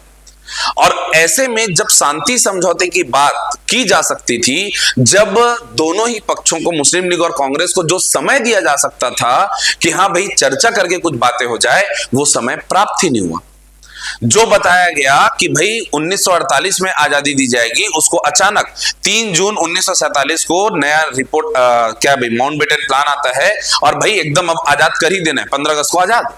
इतना जल्दी आनन फानन में चीजें हुई कि शांति से विचार करने का मौका ही नहीं मिला। तो प्राचीन जो है पिछले 15-20 सालों से, या कहना चाहिए पिछले 40 सालों से जो पृष्ठभूमि बन के तैयार हो रही थी, वो अंतिम पल में आकर के आनन फानन में निर्णय लिया गया। ये एक बात रही। एक और बात, ब्रिटेन और अमेरिका जैसे देश ये खुद भी चाह रहे थे कि पाकिस्तान बने। ये पाकिस्तान नहीं बनने देना चाहते, ऐसा नहीं, ये चाहते थे कि पाकिस्तान बने, भारत टूटे। क्यों? पाकिस्तान, देखो, पूरे के पूरे भारत के ऊपर नजर रखना या भविष्य में भारत को रोक पाना तो संभव नहीं है, लेकिन अगर पाकिस्तान नाम का देश अलग बना करके रखा जाए तो वो शीत युद्ध के समय, देखो द्वितीय विश्व युद्ध समाप्त हो रहा है, रशिया के ऊपर नजर रखने का काम आएगा, चीन के ऊपर नजर रखने का काम आएगा। पाकिस्तान को धीरे धीरे से हौले हौले सपोर्ट देते रहो और अपने जो सामरिक महत्व का उसका जगह बना करके अपनी रणनीतिक बुद्धि का प्रयोग करते हुए अमेरिका, ब्रिटेन जैसे देश भी चाहते थे कि पाकिस्तान नाम का देश बने, जो कि हमारा क्या है भाई, एक प्रकार का एशिया में एक परमानेंट क्या है, हमारे लिए रहने का जगह बन चुका रहे।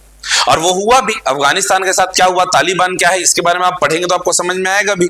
जब फिर लगा कि हाँ भाई अब पाकिस्तान की जरूरत नहीं है, देशों ने अपने हाथ हटा लिए पाकिस्तान से, ठीक है। तो पाकिस्तान बेचारा टाइप का रह गया है वास्तव में।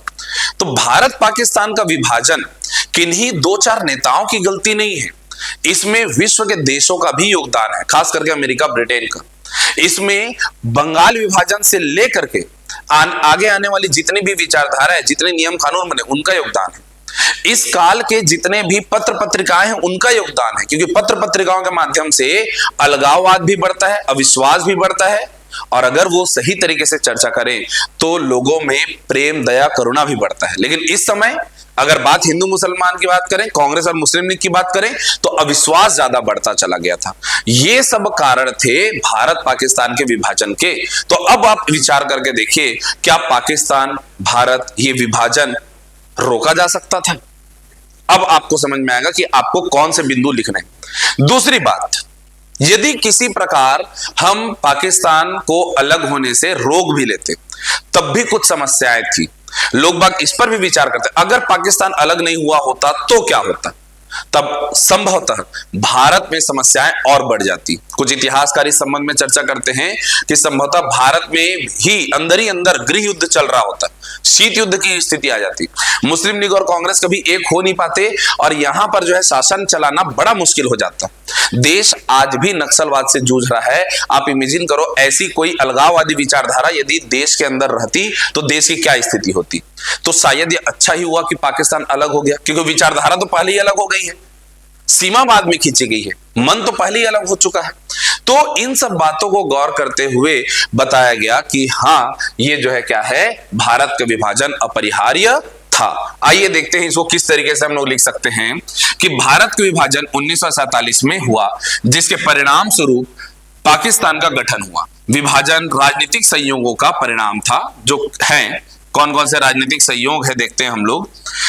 ब्रिटिश औपनिवेशिक शासन तथा फूट डालो राज करो की नीति। सबसे पहले तो ब्रिटिशर्स की गलती को बताना है आपको। क्या बताना है भाई? ब्रिटिशर्स की गलती को आपको बताना है। क्या?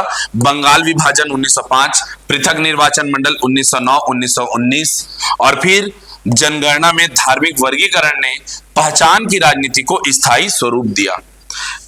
आगे चल के हम लोग देखते हैं दूसरा, हिंदू मुस्लिम मतभेद। अब यहां से मतभेद आरंभ हो चुका है, हिंदू मुस्लिम मतभेद। 19वीं 20वीं सदी में पत्र पत्रिका, सभा और इतिहास लेखन के सांप्रदायिक ढांचे ने सांस्कृतिक और मानसिक दूरी बढ़ा दी। फिर अगली बात आती मुस्लिम लीग और दो राष्ट्र का सिद्धांत। 1906 में मुस्लिम लीग का गठन, और 1930 में इकबाल ने अलग मुस्लिम राष्ट्र का विचार प्रस्तुत किया। 1940 के लाहौर प्रस्ताव में पाकिस्तान की मांग औपचारिक रूप से हुई। अंततः हम देखते हैं, हाँ ये एक शब्द मैं बोलना भूल गया था, लेकिन प्रत्यक्ष कार्यवाही दिवस भी जो है क्या है भाई, ये बहुत बड़ा फैक्टर था पाकिस्तान को बनाने के लिए, क्योंकि प्रत्यक्ष कार्यवाही दिवस ने ये बता दिया कि हिंदू मुस्लिम, या कहना चाहिए कांग्रेस के साथ यहां मुस्लिम लीग तो अब सरवाइव नहीं कर पाएगा, वो हिंसा का रास्ता अपना चुका है। हिंसा ने सह अस्तित्व सिद्धांत का अंत कर दिया। कांग्रेस की नीतियां, कांग्रेस की क्या गलती? लखनऊ समझौते है ना 1916 में इसने पृथक निर्वाचन मंडल की स्वीकृति दे दी। खिलाफत आंदोलन के अल्पकालिक एकता ने अविश्वास को बढ़ाया। मोहम्मद अली जिन्ना ने कहा भी था, ये खिलाफत को, एक धार्मिक आंदोलन को राजनीतिक असहयोग आंदोलन से मत जोड़ो, लेकिन भाई जोड़ा गया। अंततः जो है क्या है, जैसे ही वहां कलाम पाशा जो है हटा, खिलाफत आंदोलन जो है जैसे ही वापस हुआ, सब कुछ तबाह। असहयोग आंदोलन से भी मुसलमान हट गए। वास्तव में मुसलमानों के पास दो उद्देश्य, एक तो खिलाफत आंदोलन और अपने देश के लिए, राष्ट्र के लिए असहयोग आंदोलन। लेकिन जैसे ही खिलाफत आंदोलन थम गया, असहयोग आंदोलन से भी मुसलमान हट गए। तो यहां पर स्पष्ट रूप से दिख गया हिंदू मुसलमानों में भेद। ये चीज होना नहीं चाहिए था। यही सब जो है क्या है भाई, कांग्रेस की गलतियां थी। कांग्रेस के मजबूत केंद्र के सिद्धांत को लीग ने हिंदू बहुल मानसिकता समझा। अंतरराष्ट्रीय घटनाओं में हम बोलेंगे, द्वितीय विश्व युद्ध ने ब्रिटेन को कमजोर किया, साथ ही संयुक्त राष्ट्र संघ उपनिवेशवाद विरोधी मंच बनकर उभरा। ब्रिटेन और अमेरिका को भावी पाकिस्तान भू राजनीतिक दृष्टिकोण से महत्वपूर्ण लगा। अब भयंकर डिटेल में लिखने का हमारे पास ऑप्शन नहीं है, तो हम ऐसे लिख करके काम इसमें चला लेंगे, ठीक है। फिर 1940 के दशक की परिस्थितियां, क्या क्या परिस्थितियां? Cabinet mission, direct action day, संविधान सभा का गतिरोध, ब्रिटिश आर्थिक सैन्य थकान, जल्दी ट्रांसफर ऑफ पावर की नीति, माउंटबेटन योजना की समय सीमा ने समझौते हेतु आवश्यक समय घटाया। इतना कुछ हुआ है, जगह कम रहता है हमारे पास, इसलिए हम लोग डायरेक्ट ऐसे लिखते चलेंगे। 1940 के दशक में क्या क्या हुआ? कैबिनेट मिशन वापस, क्रिप्स प्रस्ताव वापस, है ना, और इन सब के बाद में हम लोग देखते हैं डायरेक्ट एक्शन डे अपना लिया मुस्लिम लीग ने, ठीक है। ब्रिटिशर्स भी थक चुके हैं, उनको भी थकान है। इधर हमारा आजाद हिंद फौज ब्रिटिशर्स को अलग परेशान करके रखा हुआ है, तो ब्रिटिशर्स इतने थके हुए हैं, उनको जल्दी से जाना है, ट्रांसफर ऑफ पावर जल्दी से करना है, और इस चक्कर में माउंटबेटन प्लान ने समय सीमा को एकदम कम कर दिया। और जो एक पल के लिए अगर हम सोचें कि शांति से बैठकर साल 2 साल बैठ करके जो चर्चा से, भाई 40 साल से जो अलगाववादी विचारधारा आई है वो 4 महीने में सॉल्व नहीं हो सकता। लंबे समय तक अगर हम बैठते, गतिरोध दूर करते, तो शायद कुछ संभावनाएं बनती, लेकिन उस सभी संभावनाओं को खत्म कर दिया किसने? माउंटबेटन की समय सीमा ने। 3 जून 1947 को आया और हमको जल्द से जल्द आजादी देना है, 15 अगस्त को ये घोषणा है। विभाजन के संभव वैकल्पिक मार्ग, क्या वैकल्पिक मार्ग थे? अगर विभाजन रुकना है तो कहां से वो रुक सकता था? 1909-1919 में पृथक निर्वाचन मंडल न होता, यदि 1937 से 39 में कांग्रेस और लीग का संयुक्त सरकार अधिक चलती, यदि ब्रिटेन समझौते के लिए अधिक समय देता, तब संभवतः विभाजन टल सकता था, ठीक है। यदि मुस्लिम लीग ही नहीं बना होता बोल दो, या यदि पृथक निर्वाचन मंडल इस तरीके से नहीं मिला होता, या फिर लीग और कांग्रेस की संयुक्त सरकार अधिक समय तक चलती, या फिर हम बोलेंगे कि ब्रिटिशर जो है वो अधिक समय देते, तब जाकर के शायद विभाजन टल सकता था। इस प्रकार से हम बोलेंगे निष्कर्षतः लंबे कालखंड में विभाजन अपरिहार्य नहीं था, परंतु अविश्वास, हिंसा व औपनिवेशिक समय सीमा ने विभाजन अनिवार्य कर दिया। इस प्रकार से आप ये आंसर जो है वो कंप्लीट करेंगे, ठीक है बात। ये है हमारा क्या? भारतीय इतिहास का 2024 का प्रश्न पत्र। अब इस पूरे प्रश्न पत्र में आप देखोगे तो हाँ, थोड़ा सा मॉडरेट लेवल का प्रश्न था, ये बहुत आसान प्रश्न पत्र नहीं था। खास करके विद्यार्थी जब बाद में एनालिसिस करना थोड़ा अलग तरीके की बात होती है, जब आप वहां बैठ करके 3 घंटे लिख रहे होगे, इतिहास आपको लिखना है, साथ में संविधान है, छत्तीसगढ़ का इतिहास है, तो उस मेंटेलिटी के अनुसार अगर आप देखें तो हट्टन वाला प्रश्न वो कठिन लगा, ठीक है बात। हो सकता है कुछ लोग जो है क्या है भाई, बहुत अच्छे से अगर शुंग काल को बहुत ज्यादा अध्ययन नहीं करते हैं कि सर ये थोड़ा सा प्री के लिए भी कमजोर टॉपिक है टाइप अगर महसूस करते हैं, तो शुंग कालीन के लिए 8 नंबर में लिखने में परेशानी हुई रही होगी। खैर तोड़ मरोड़ करके लिखे जरूर होगे। यहां समुद्रगुप्त विजय अभियान बना लिए थे, इसलिए भारत का विभाजन अपरिहार्य था वाली बात आप अगर छोड़ रहे हो तो ठीक है, वरना ये प्रश्न भी अच्छा प्रश्न है, परेशान हो सकते थे इसमें, लेकिन ऑप्शनल में था तो चलो ठीक है।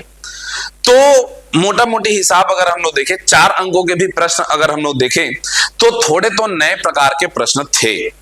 जब भी पुराने ही ढर्रे के प्रश्न आते हैं जो आप लोग साल 2 साल तक प्रैक्टिस करके रखे हो, तो लिखना आसान हो जाता है।